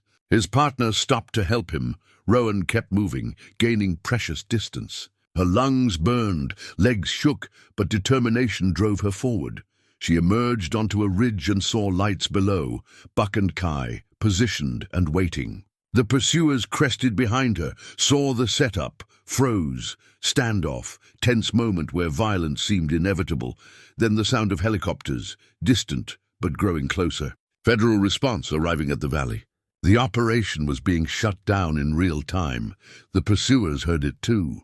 They looked at each other, then back at the valley where their operation was being dismantled. They turned and retreated, running back toward the staging area. Rowan collapsed into the snow, gasping. Kai reached her first, helped her up. "You did it." Malcolm's evidence, plus what you documented tonight, they can't escape this. Below in the valley, law enforcement was moving in. The trafficking operation was being dismantled. Rowan watched through Buck's binoculars. Vehicles surrounded, people freed, arrests made. Outstanding work, Harwood's voice came through on the radio. Federal response confirms major trafficking operation interdicted. Multiple arrests, victims recovered. Malcolm's final mission is complete. Rowan sat on the ridge, shaking from adrenaline and cold and relief. She'd done it, completed Malcolm's work, documented evidence that would save lives. Buck offered quiet respect. "You're one of us now if you want to be." Rowan looked at him, at Kai, at the network that had supported her. Then down at the valley, where people were being freed because someone had paid attention. Malcolm's legacy continued through her. 73 lives had become more. The number would keep growing as long as someone kept watching. The hike back to the cabin took 3 days. Rowan's body had been pushed beyond its limits, and even with Buck and Kai's support, every step was agony. But she'd completed the mission. The evidence was secured, the trafficking operation shut down, and people were safe. They reached the cabin on a cold afternoon. Rowan had never been so grateful to see the log structure. Inside, she collapsed onto Malcolm's bed and slept for 16 hours straight. When she finally woke, Buck was there with food and news. Harwood called. Federal authorities confirmed everything. 12 victims recovered, 7 arrests so far, with more expected. They're tracking the organization across 3 states. Your documentation made all the difference. Rowan sat up slowly, accepting the coffee Buck offered. So it's over. This operation is... But the work continues. The network maintains watch. Other corridors, other threats. Buck studied her. Question is, what do you want to do now? It was the question Rowan had been avoiding. She could return to Oregon, to her library job and coastal apartment, resume her normal life, having satisfied Malcolm's final request. Or she could stay, become part of the network he'd built, continue the work that had consumed his final years. "I need time to think," she said. Over the next few days, Rowan tried to process everything. She called Tenley, who was relieved to hear she was safe but still angry about the risks she'd taken. "Mom, you could have been killed. Dad's mission isn't your responsibility. I know, but I chose to help anyway. Why? Because people needed help, and I was in a position to provide it. Because Malcolm believed I could do this. Because..." Rowan paused. "Because it mattered." The conversation ended awkwardly, their relationship still fractured. But Tenley agreed to visit in spring, to see the cabin and understand what her father had built. That was something. Gail was more supportive. "You sound different, stronger. I feel different. Like I've discovered parts of myself I didn't know existed. Are you coming home?" "Eventually. I just need to figure some things out first." Rowan spent her days reading through the rest of Malcolm's journals, understanding the full scope of his work. She met more network members. Vincent finally came by in person, a thoughtful man in his 70s who'd been coordinating communications for a decade. Others stopped by with supplies and support. She began to see the network not as her late husband's secret obsession, but as a community of people who'd found purpose in paying attention. They weren't vigilantes or heroes, just ordinary people doing what they could in places where no one else was looking. 2 weeks after the mission, Rowan was organizing Malcolm's files when she found something she'd missed before. A sealed envelope tucked in the back of one of the filing drawers, marked with a recent date, just 3 months before Malcolm died. She opened it carefully. Inside was a letter in Malcolm's handwriting and a smaller envelope addressed to Colonel Harwood, to be opened only if absolutely necessary. Rowan read Malcolm's letter first. If you're reading this, something has gone wrong. Either I'm dead, or I've been compromised, or the situation has escalated beyond what I can handle alone. The sealed envelope contains information I've kept compartmentalized from the rest of the network, information that could put people at risk if it fell into the wrong hands. What I'm about to tell you, I've told no one else. Not Buck, not Kai, not even Harwood, until he opens that sealed envelope. I kept it secret because the truth is dangerous, and involving others would make them targets. The trafficking operation I've been documenting isn't new. It's been running for at least 8 years, maybe longer. I discovered its existence by accident in 2017, but I've only recently understood its true scope. The operation isn't just some criminal organization moving people through wilderness. It's connected to something much larger, a network that spans multiple states and has protection at various levels. Local law enforcement can't touch it because some local officials are compromised.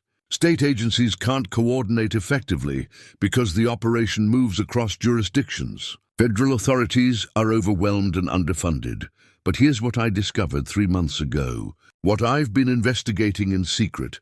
One of the coordinators of this trafficking network is someone with deep ties to this region. Someone who's been facilitating operations for years by providing cover, misdirection, and early warnings about law enforcement activity.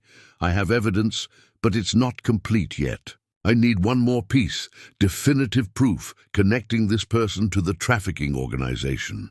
The next convoy will provide that proof. I've set up surveillance on a meeting that's supposed to happen at the staging area, where the local coordinator will make contact with the traffickers. If I can document that meeting, we can bring down not just the immediate operation, but the local infrastructure supporting it. We can clean out the corruption allowing this to continue. But if I'm gone before I can gather that evidence, someone needs to finish this. Someone needs to document that meeting and pass the evidence to Harwood, who has federal contacts high enough to act on this information without it getting buried. The problem is timing. The meeting happens during the same operation you've just documented, the one I've prepared you for. But I didn't tell you about the meeting because I wanted to protect you from the most dangerous part of the investigation. I'm sorry, Rowan. I'm asking too much again.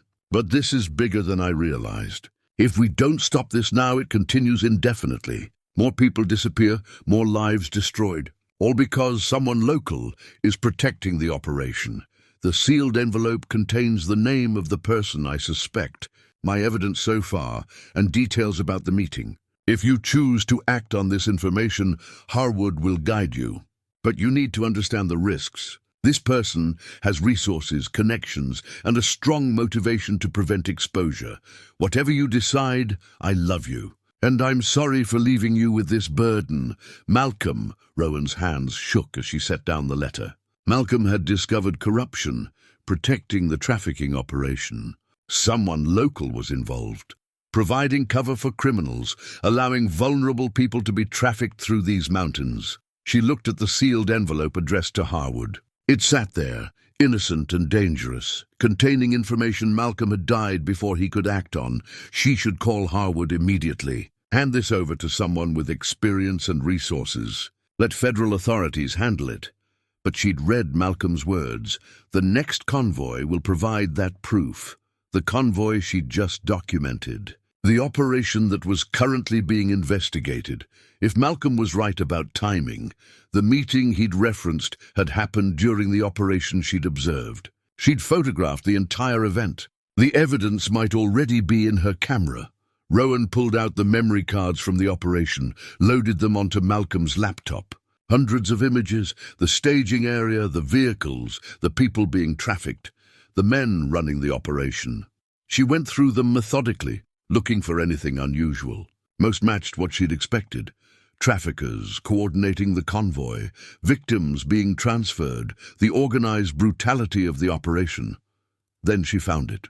A series of shots taken early in the operation before the main convoy arrived. A vehicle she hadn't noticed at the time, a local sheriff's SUV parked at the edge of the staging area, a man in uniform meeting with two men who were clearly part of the trafficking operation. The conversation looked businesslike, cooperative. Rowan zoomed in on the images. The sheriff's face was clear, his badge visible. She recognized him from town. She'd driven through the county seat several times, seen his picture on official notices. Sheriff Marcus Dalton, elected official, respected community figure, and according to these photographs, directly involved with the trafficking operation. Her stomach turned. Malcolm had been right. Local corruption was protecting the criminals, allowing them to operate with impunity. And now Rowan had evidence. Photographic proof of the sheriff meeting with traffickers. She called Harwood immediately. "Colonel, this is Rowan. I found something." Malcolm left information about local corruption connected to the trafficking operation. "I've photographs of a sheriff meeting with the traffickers." Silence on the line. Then, "Sheriff Dalton, you knew."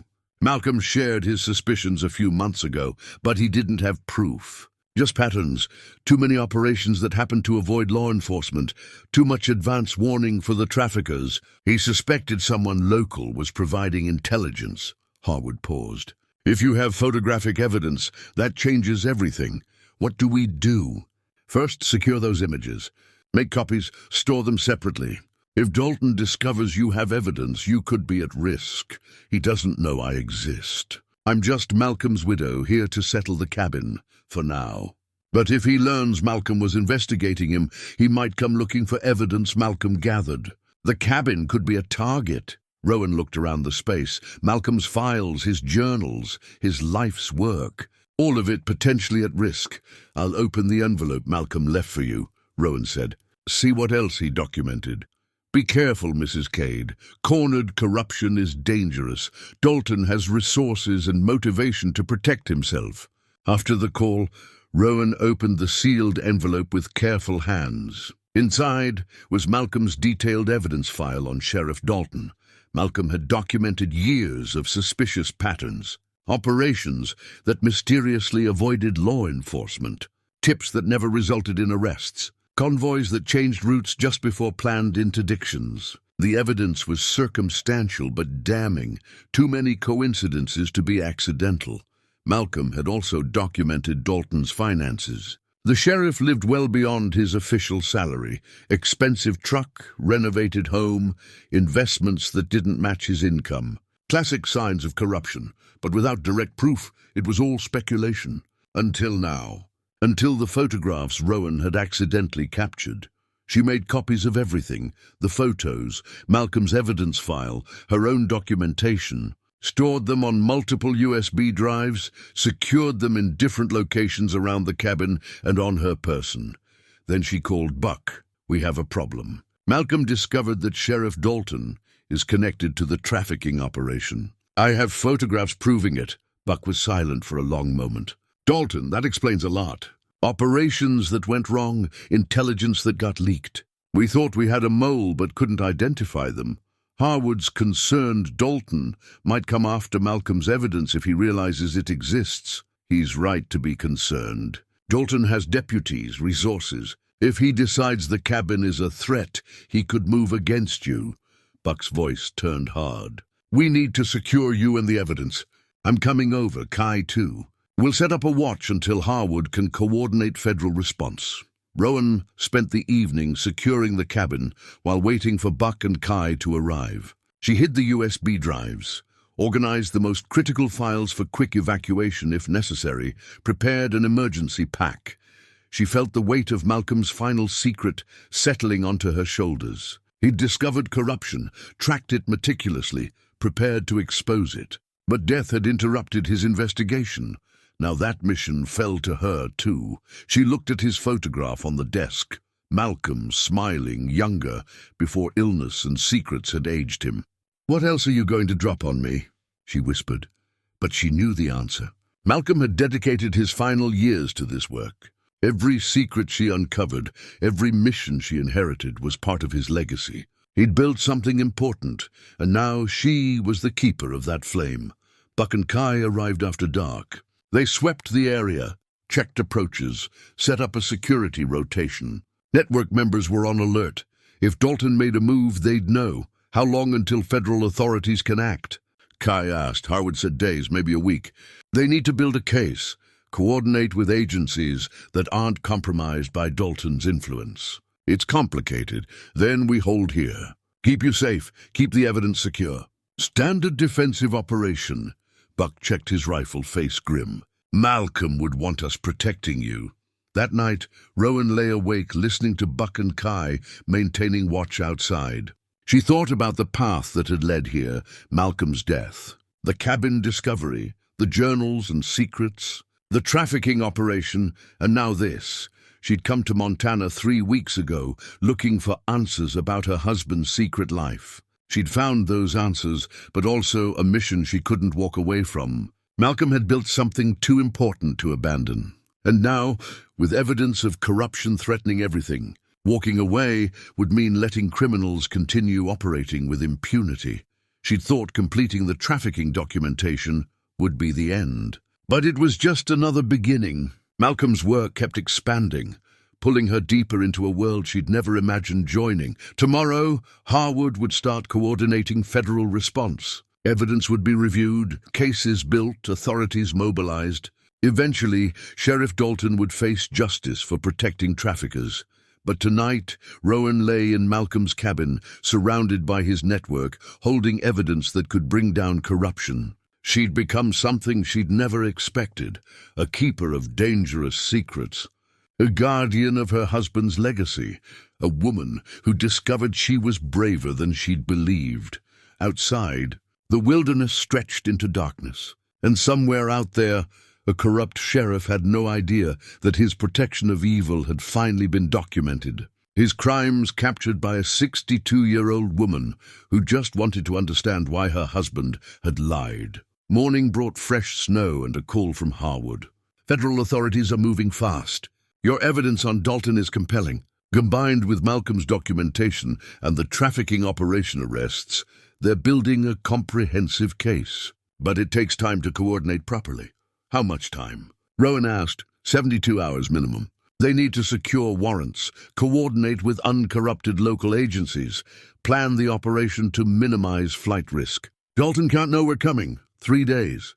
Rowan looked at Buck and Kai, who'd maintained watch all night. Can the network hold for 3 days?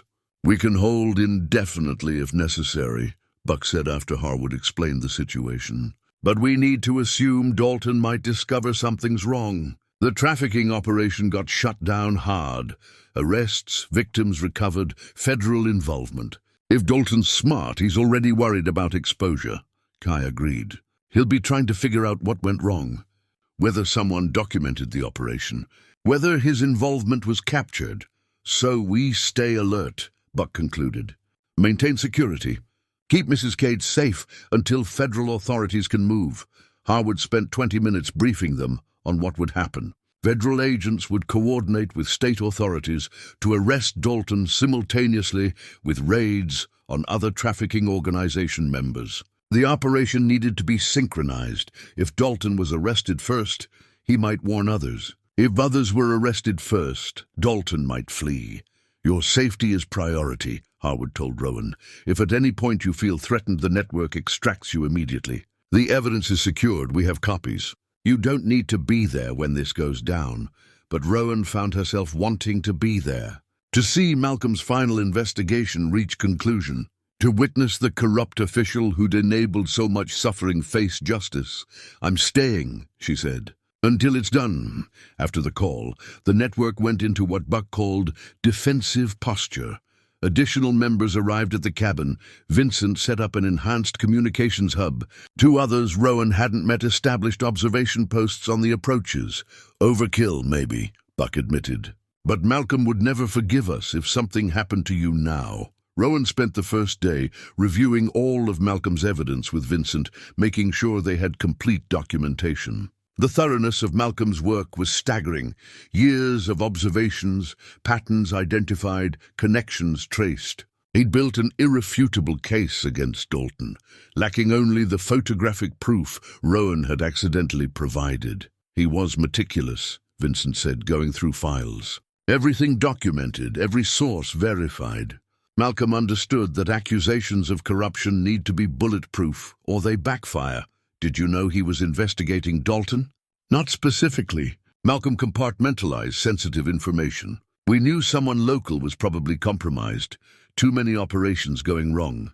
But Malcolm kept the actual investigation to himself until he had proof. That evening, network members gathered at the cabin, the first time Rowan had met them all together. 12 people, ranging from their 50s to mid-70s. Former military, retired law enforcement, social workers, wilderness guides, locals who cared about their land. Malcolm had recruited carefully, building a team of capable, dedicated individuals. They shared stories about Malcolm, and Rowan began to see her husband through their eyes. Not the distant, secretive man of her final years with him, but a leader who inspired loyalty, a strategist who planned carefully, a mentor who taught patiently. "Malcolm saved my life once," said a woman named Teresa, early 60s, former forest ranger. "I was observing a drug operation that went wrong. They spotted me, came after me. I radioed for help. Malcolm was 20 miles away, but he coordinated the entire network. Created a diversion, established an extraction route, got me out safely. Never even raised his voice on the radio, just calm, clear instructions that saved my life." Others shared similar stories. Times Malcolm had helped them, protected them, guided them through dangerous situations. The network wasn't just an organization, it was a community bound by trust and shared purpose. "He talked about you," Teresa said to Rowan, "about how much he loved you, how guilty he felt about the secrets. He said you deserved better than what he was giving you, but he couldn't stop the work. It ate at him. Did he ever consider telling me?" Rowan asked. "All the time," Buck said. "But he was afraid. Afraid you'd make him stop. Afraid you'd be at risk if you knew too much. Afraid the knowledge would hurt you. So he carried it alone. The second day brought tension. Harwood reported that federal authorities had confirmed warrants and were coordinating final details. The operation would happen tomorrow, simultaneous arrests across 3 states, targeting the trafficking network and local corruption. "Dalton's on the target list," Harwood confirmed. "Federal marshals will handle the arrest personally. They're aware he's armed and potentially dangerous." Rowan found herself unable to settle. She paced the cabin, checked the evidence files repeatedly, jumped at every sound. The waiting was almost worse than the mission itself. Kai noticed her agitation. "You okay?" "I keep thinking something will go wrong. That Dalton will discover what we know. That he'll come here. That's why we're here. 6 network members maintaining watch, all experienced, all armed. Nobody's getting close to this cabin without us knowing," but the worry persisted. Rowan had seen Dalton's face in the photographs. Hard, calculating, dangerous. A man who'd protected traffickers for years wouldn't hesitate to eliminate threats. That afternoon, Buck's radio crackled with an urgent transmission. "Eastern position. Vehicle approaching on the access road. Sheriff's SUV, Dalton's inside." The cabin went silent. Then Buck moved into action, coordinating the network with quiet efficiency. "All positions, hold concealment. Do not engage unless directly threatened. Mrs. Cade, back room now." Rowan moved quickly, heart pounding. Kai followed, weapon ready. They watched through a partially opened door as Buck positioned himself near the front entrance. The SUV pulled up outside. Dalton emerged, tall, fit, mid-50s, wearing his uniform. He approached the cabin confidently and knocked. Buck opened the door. "Help you, Sheriff." "Buck Tremaine, right? I'm checking on the Cade property. Got a report that Malcolm Cade's widow is staying here alone. Just wanted to make sure everything's okay." His voice was friendly, concerned. But his eyes moved constantly, assessing. "Mrs. Cade is fine, settling her late husband's affairs." "Appreciate your concern, Sheriff. Mind if I come in?" "Just want to introduce myself. Let her know local law enforcement is available if she needs anything. She's resting right now." "Long day. I'll let her know you stopped by." Dalton's smile didn't reach his eyes. You're staying here too. You and Malcolm were friends? We knew each other. I'm helping Mrs. Cade with the property. How many others are helping? Dalton's tone stayed casual, but the question was pointed. Just me and another friend. Why? No reason. Just noticed some activity up here. Wanted to make sure everything's legitimate. All legitimate, Sheriff. Appreciate you checking. Dalton stood there a moment longer, clearly wanting to push further, but unable to justify it. Finally, he handed Buck a business card. Have Mrs. Cade call me if she needs anything. Anything at all. After he left, Buck watched until the SUV disappeared. Then he radioed, all positions maintain alert. He knows something's off. Rowan emerged from the back room, shaking. He came to see if I had evidence, probably. He's rattled by the trafficking operation getting shut down. Trying to figure out what went wrong, whether his involvement was documented. Buck checked his weapon. We increase security tonight? He might come back. Vincent started monitoring police radio frequencies. Dalton's calling in extra patrols in this area. He's using official resources to watch the cabin. Can he do that? Rowan asked. He's the sheriff. He can justify almost anything as legitimate law enforcement activity. Vincent's face was grim. He's probing our defenses. That night, the network maintained full watch. 2 people on patrol at all times, others resting in shifts, ready to respond. Rowan couldn't sleep. She lay in Malcolm's bed, listening to quiet voices on the radio, feeling the weight of danger pressing close. She thought about Malcolm's recordings, his final messages to her. He'd known his work was dangerous. He'd accepted those risks. Now she was living them, understanding viscerally what he'd experienced for years. Around midnight, movement was detected on the northern approach. Network members responded immediately, coordinating silently in the darkness. Rowan listened to the radio chatter, tense and afraid. False alarm, Kai reported eventually. Elk herd passing through. No human activity, but the incident reminded everyone how exposed they were. Dalton had resources, authority, and desperation. If he decided to move against them, they'd be defending a remote cabin against a corrupt law enforcement official who could justify almost any action. Morning of the 3rd day arrived with clear skies and bitter cold. Harwood called at dawn. Federal operation launches in 6 hours. Coordinated arrests at 1400 hours. Dalton will be taken into custody at his office. State police are assisting to prevent his deputies from interfering. 6 more hours, Rowan said, after relaying the information to the network. We can hold, Buck assured her. Dalton's running out of time and he knows it. If he was going to move directly against us, he would have done it last night, but the morning felt fragile, like glass about to shatter. Rowan couldn't shake the feeling that something would go wrong, that Dalton would make one final play. That violence was coming. She was right. At 1100 hours, Vincent picked up radio chatter. Dalton was mobilizing deputies, claiming there was a dangerous situation at the Cade property requiring immediate law enforcement response. He's coming, Vincent announced. Multiple units. He's using his authority to justify raiding the cabin. How long? Buck asked. 20 minutes. Maybe less. The network moved into defensive positions, but they were civilians facing armed law enforcement, albeit corrupt law enforcement. Actual confrontation could result in casualties and might even give Dalton justification for whatever he did. Buck made a quick decision. We evacuate Mrs. Cade. Now, get her and the evidence out of here before Dalton arrives. Let him raid an empty cabin while we wait for federal authorities to arrest him. Kai grabbed Rowan. Pack essentials. 2 minutes. We're leaving. Rowan moved fast, throwing critical items into a backpack, USB drives with evidence, Malcolm's key journals, essential gear. Kai hustled her out the back, while Buck and others prepared to face Dalton's deputies. They moved quickly through the forest, following escape routes Malcolm had established. Behind them, they heard vehicles arriving at the cabin, multiple units, officers shouting, the chaos of a raid. Kai kept Rowan moving.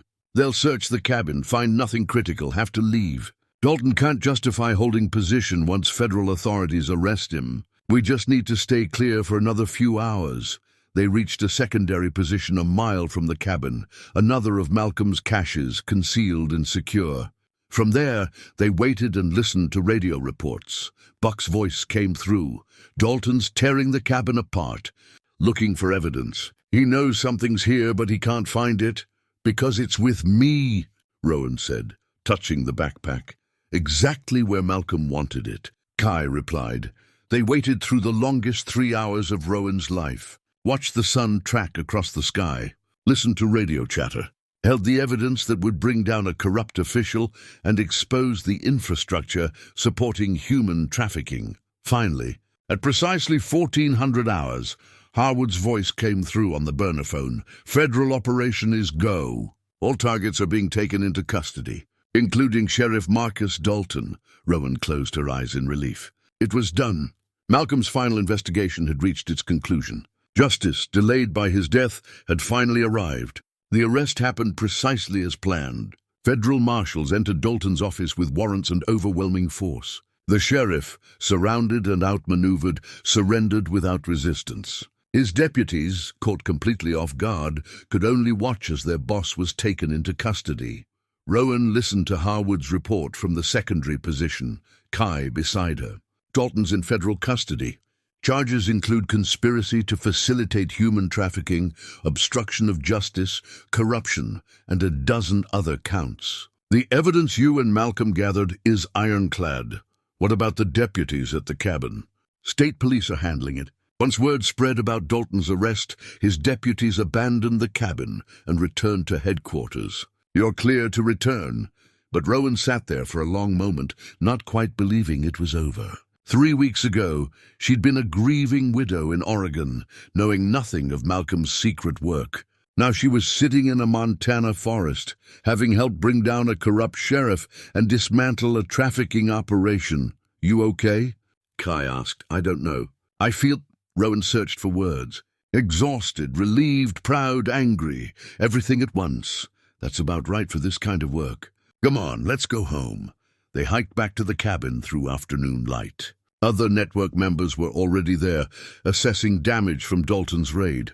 The sheriff had torn through Malcolm's possessions looking for evidence. Drawers emptied, files scattered, furniture overturned. Buck surveyed the mess with disgust.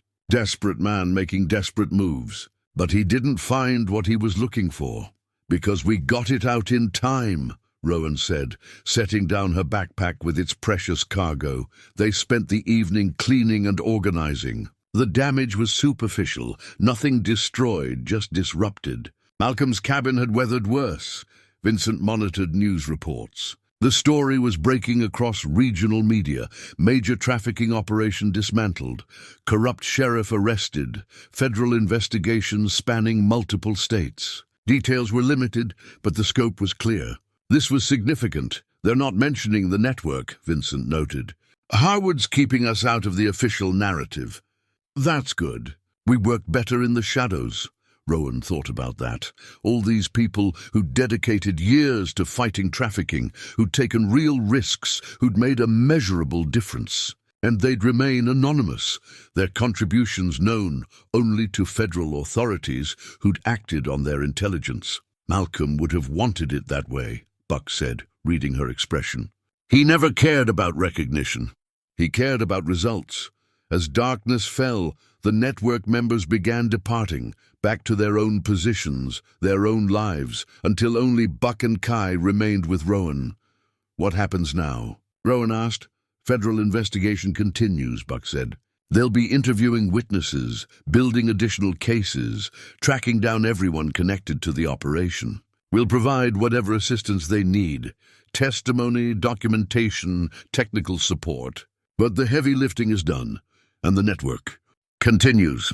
This was one operation, but there are others. Different corridors, different threats. The wilderness is vast and under-patrolled. We're still needed, Kai added. The work doesn't stop just because we had a victory. That's something Malcolm understood. This isn't about winning once. It's about maintaining constant vigilance. After they left, Rowan stood in the cabin Malcolm had built, surrounded by his life's work. The journals, the maps, the equipment, all of it testimony to years of dedication. She picked up the photograph from his desk, studied his face. You did it, she whispered. Your final investigation succeeded. Dalton's going to prison. The trafficking operation is shut down. You finished what you started, but Malcolm couldn't hear her. He was gone. His mission completed posthumously through her efforts and the network he'd built. Rowan felt the complexity of her emotions settling into something like acceptance. Malcolm had lied to her, kept monumental secrets, chosen his mission over transparency. That still hurt, probably always would, but he'd also built something remarkable. A network of dedicated people fighting real evil in places where no one else was paying attention. He'd saved lives, dozens of them, maybe more. He'd trained others to continue the work after he was gone. He documented evidence that brought down corruption and dismantled a trafficking operation. His choices had cost their marriage some of its intimacy. But those same choices had given vulnerable people a chance at freedom. How did you weigh that moral equation? Rowan still wasn't sure. Maybe there was no clear answer. Maybe complicated was okay, as Buck had said. Maybe Malcolm could be both the husband who'd betrayed her trust and the man who dedicated his final years to protecting the helpless. The phone rang.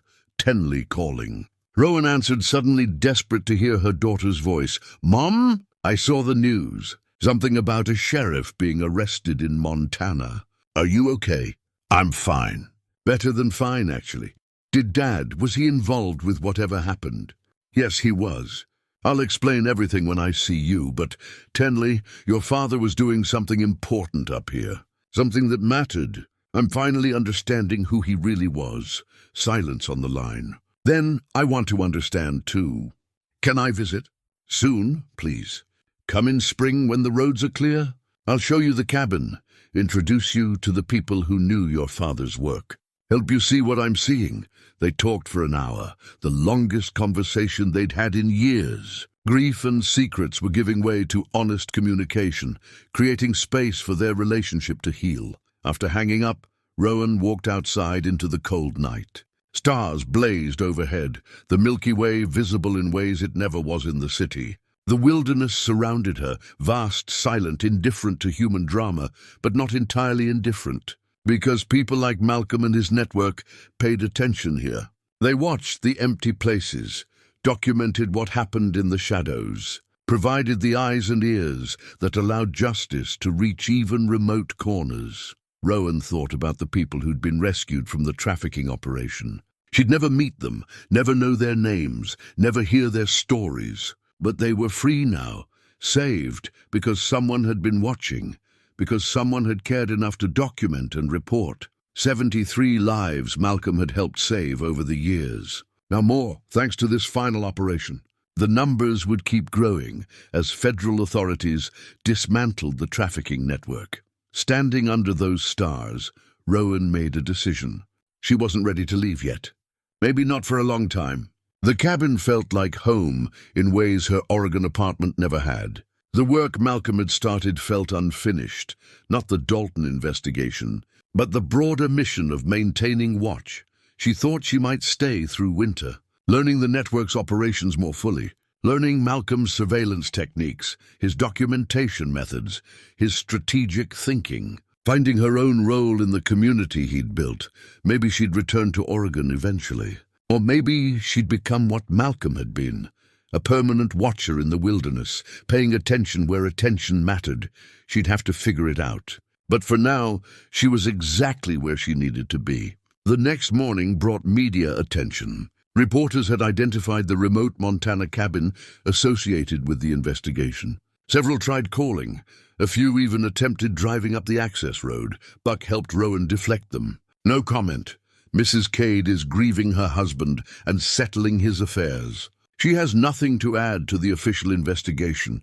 The reporters eventually left, frustrated but unable to justify harassing a widow. The story would play out in courts and official statements, not through her words, Harwood called with an update.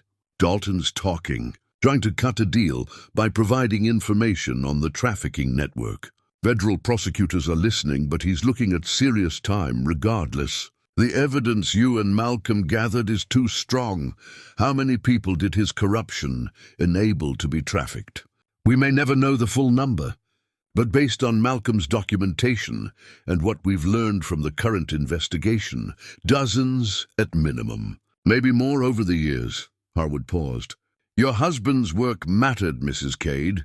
Never doubt that. After the call, Rowan found herself back in Malcolm's journals, reading his account of discovering Dalton's corruption. The moment Malcolm had realized someone local was protecting traffickers. His careful investigation, building evidence piece by piece. His frustration at dying before he could complete the case. One entry stood out. If I don't finish this, Rowan will find my notes and have to decide what to do. That's not fair to her. But I trust her to make the right choice. She's always been stronger and braver than she believed. If she reads this, Rowan, I'm sorry for the burden. But I also know you can handle it. You always could. Tears blurred the words. Malcolm had known he was dying, known he was leaving her with impossible choices, and trusted her anyway. She'd been so angry about his secrets. But reading these entries now, understanding his thoughts, she felt the anger transforming into something else. Not quite forgiveness, but understanding. Acceptance of who Malcolm had been, complicated, flawed, dedicated, and ultimately trying to do what he thought was right. That afternoon, several network members arrived for what Buck called a mission debrief. They sat around the cabin, Buck, Kai, Vincent, Teresa, and 3 others, reviewing what had happened and planning next steps. The trafficking corridor is disrupted, but not eliminated, Vincent explained, pointing to maps. The organization will try to re-establish operations eventually. We need to maintain watch, document any attempts to rebuild. What about Dalton's replacement? Kai asked. The county needs a new sheriff. How do we ensure whoever takes over isn't also compromised? Federal authorities are vetting candidates thoroughly, Buck said. They're aware the position had been corrupted. New sheriff will be clean, we hope. But we verify through our own channels regardless. They discussed rotation schedules, observation protocols, communication procedures. The work continued, as Buck had said it would. One victory didn't mean the mission was complete. Rowan listened, absorbing the dedication these people brought to the work. They weren't professionals. They were retirees and locals, and people who'd chosen to care. But they operated with professionalism and commitment that would rival any official organization. What about you, Mrs. Cade? Teresa asked. Are you planning to stay involved with the network? All eyes turned to Rowan. She felt the weight of the question, the implications of her answer. I'm still figuring that out, she said honestly. A month ago, I didn't know this network existed. Now I've completed one of Malcolm's missions and helped bring down a corrupt sheriff. It's a lot to process. Take your time, Buck said. Network's here whenever you're ready. Or if you decide it's not for you, we understand that too. But even as he said it, Rowan knew she wasn't walking away. Not completely. Malcolm had built something too important, and she'd seen too much to simply return to her old life and pretend the wilderness didn't hide desperate situations needing attention. I think I'll stay through winter, she said. Learn more about the operations, find where I fit. See if there's a role for me here. Smiles around the table. These people had known Malcolm, respected him, and now they were welcoming her into the work he'd loved. The meeting continued, but Rowan's mind drifted. She thought about her life in Oregon, safe, comfortable, predictable. She thought about this new life in Montana, challenging, purposeful. Dangerous. She thought about who she'd been before Malcolm died, and who she was becoming now. The cabin around her felt alive with Malcolm's presence, not haunted, but inhabited by the legacy he'd built. Every map on the wall, every file in the cabinet, every journal entry represented hours of dedication to something larger than himself. Rowan had spent 37 years as Malcolm's wife. Maybe she'd spend the next phase of her life as the keeper of his mission, continuing the work he'd started, honoring him by protecting the vulnerable people he'd dedicated his final years to helping. It felt right. Complicated and difficult, but right. As the network members prepared to leave, Buck pulled Rowan aside. Malcolm would be proud of you. What you did, completing his mission, gathering the evidence that brought down Dalton, keeping the network operational through a dangerous situation. That took real courage. I was terrified the whole time. Courage isn't the absence of fear. It's action despite fear. You did what needed doing, even when you were scared. That's exactly what Malcolm did for 15 years. After everyone left, Rowan stood at the window watching darkness claim the forest. The wilderness stretched endlessly, beautiful and dangerous, hiding both suffering and those who fought against it. She picked up her phone and called Gail. "I'm staying," she said when her friend answered. "Not forever, maybe, but for now. There's work here that matters, and I think I need to be part of it." "Are you sure? Montana's a long way from home. Maybe Montana's home now. I don't know. But I need to find out. Then I support you. Just be careful. And call me often. I worry. I will. Thank you for understanding. I don't understand, not really. But I trust you to know what you need." That night, Rowan started her own journal. Not Malcolm's words, but her own. Recording her thoughts, her feelings, her transformation from grieving widow to active member of a network fighting trafficking. She wrote about the anger and betrayal she'd felt discovering Malcolm's secrets, about the growing understanding as she'd read his journals and met his network, about the terror and exhilaration of completing his final mission, and she wrote about choice, how Malcolm had chosen his mission over transparency, how she'd chosen to complete his work rather than walk away. How those choices defined them, complicated them, made them more than they'd been before. Outside, snow began falling again, soft and persistent, covering the wilderness in white. The cabin was warm, secure, purposeful. Rowan Cade was home. Spring came slowly to the Montana mountains. Snow receded inch by inch, revealing the land Malcolm had loved. Rowan watched the transformation from the cabin windows. Ice melting, streams running full, the first green shoots pushing through thaw-softened earth. She'd stayed through the winter, as promised, learned the network's operations, studied Malcolm's surveillance techniques, found her role in the organization he'd built. She wasn't as mobile as the younger members. Her knees reminded her of that daily, but she'd discovered other skills. She was good with documentation, with organizing the intelligence the network gathered, with maintaining the communication systems that held everything together. Vincent had started calling her home base. When field observers radioed in reports, Rowan received them, logged them, analyzed them for patterns. When federal authorities needed clarification on historical intelligence, she accessed Malcolm's carefully organized files. She'd become the institutional memory of the network, the keeper of 15 years of accumulated knowledge. It felt right, like she'd found purpose she didn't know she'd been missing. The legal proceedings against Dalton and the trafficking network continued. Federal prosecutors had built comprehensive cases using the evidence Malcolm and Rowan had gathered. Trials would take months, maybe years, but the outcomes seemed certain. The sheriff who'd protected traffickers would spend decades in prison. More importantly, the trafficking corridor through the Bitterroot Mountains had been disrupted. Organizations that had operated with impunity now knew someone was watching. The wilderness wasn't as safe for predators anymore. The official count of lives impacted by network intelligence had grown. 87 now. 14 more people rescued in operations stemming from Malcolm's documentation. Each number represented a person who'd been saved from trafficking, slavery, or death. Rowan kept a page in her journal with that count, updating it as reports came in. 87 lives. Malcolm had given everything for this work, and the numbers kept growing even after his death. Tenley visited in early May, driving up when roads finally cleared. Rowan watched her daughter emerge from her rental car, looking uncertain and young, despite being 35. "This is it?" Tenley asked, studying the cabin. "This is where Dad spent all that time?" "This is it. Come inside. There's a lot to show you." They spent 3 days together, the longest uninterrupted time they'd had in years. Rowan showed Tenley everything, the journals, the maps, the operational files. She explained the network, introduced her to Buck and Kai and Vincent, walked her through the work Malcolm had dedicated himself to. Tenley read her father's journal entries in silence, tears streaming down her face. "He wrote about me, about being proud of me, about wishing he could be more present in my life. He loved you completely." The secrets weren't about not loving us. They were about, Rowan struggled for words, about him trying to protect us while doing something he believed mattered desperately. But it cost you both.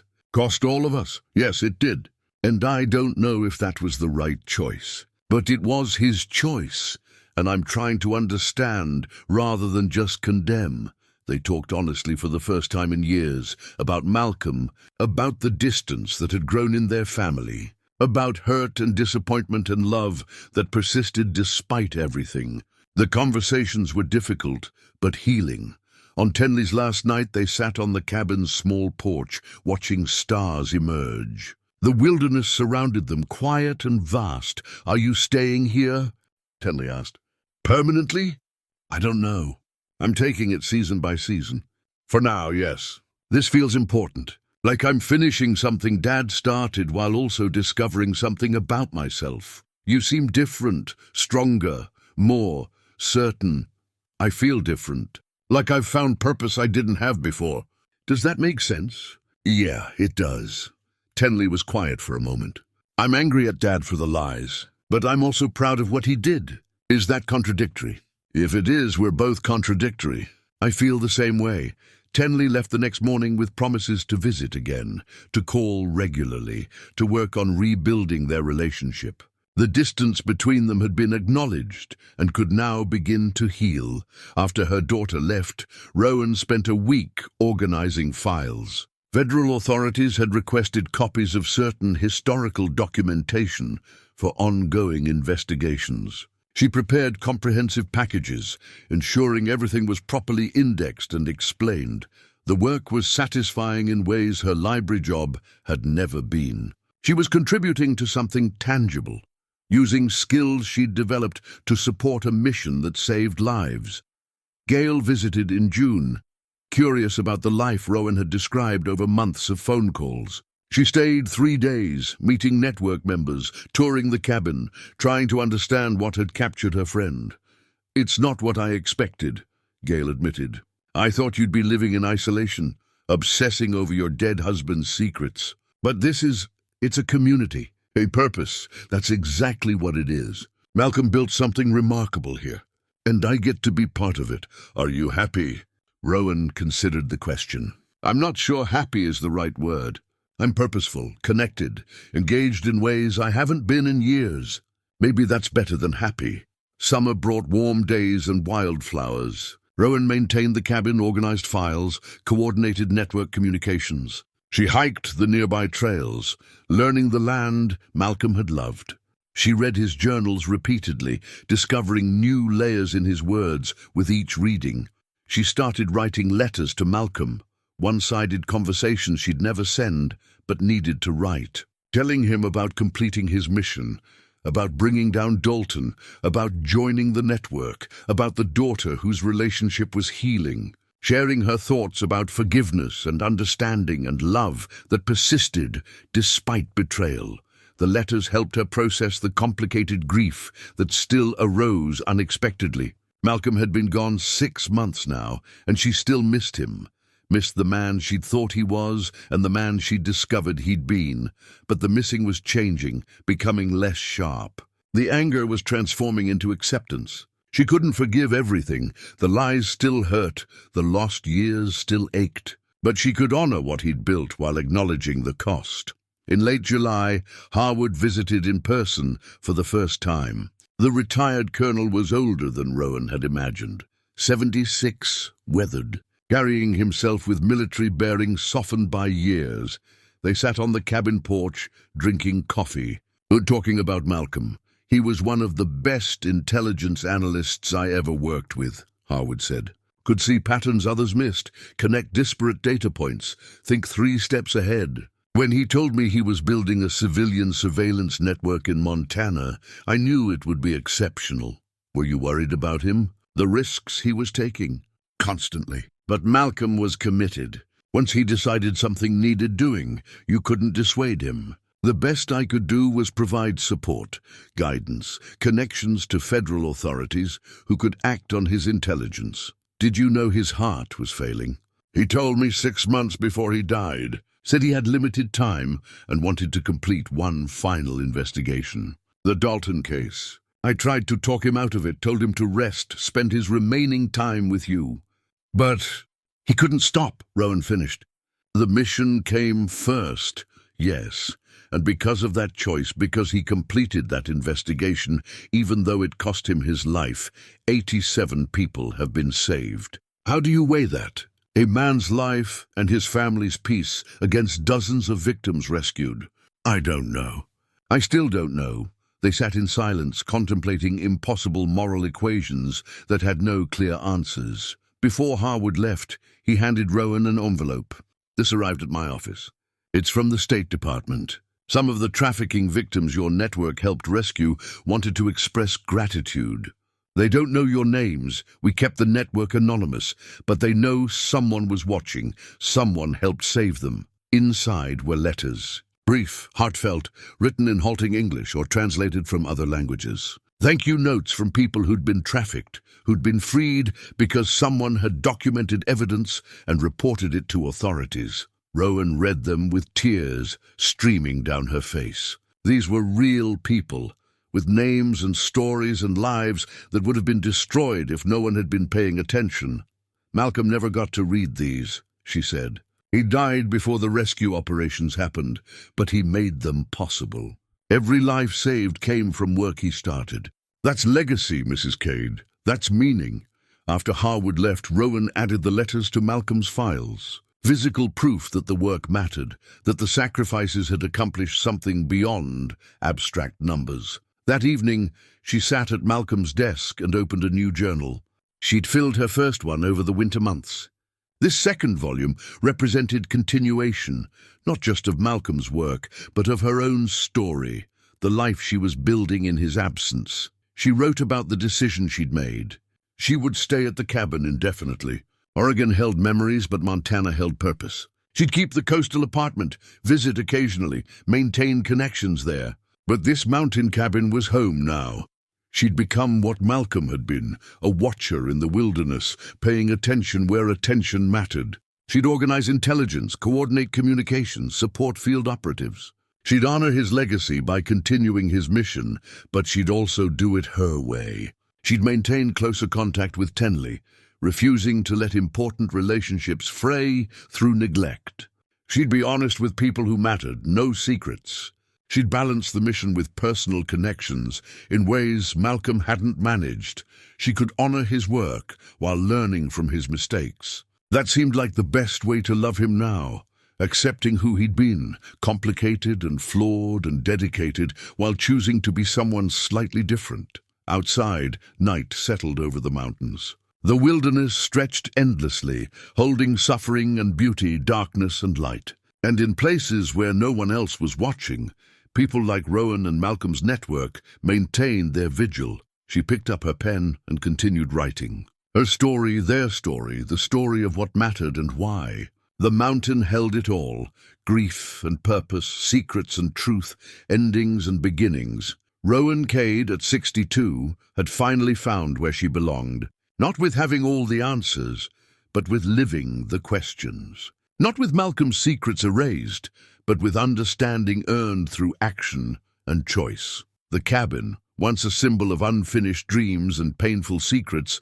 had become something else. A home, a headquarters, a monument to one man's dedication and one woman's courage to continue his work. Malcolm's legacy lived on through her, through the network, through every person saved by their collective attention. The lies he'd told and the trust he'd broken would always hurt. But the mission he'd built and the lives he'd protected would always matter more. Rowan stood at the window one final time, looking at stars brilliant in mountain darkness.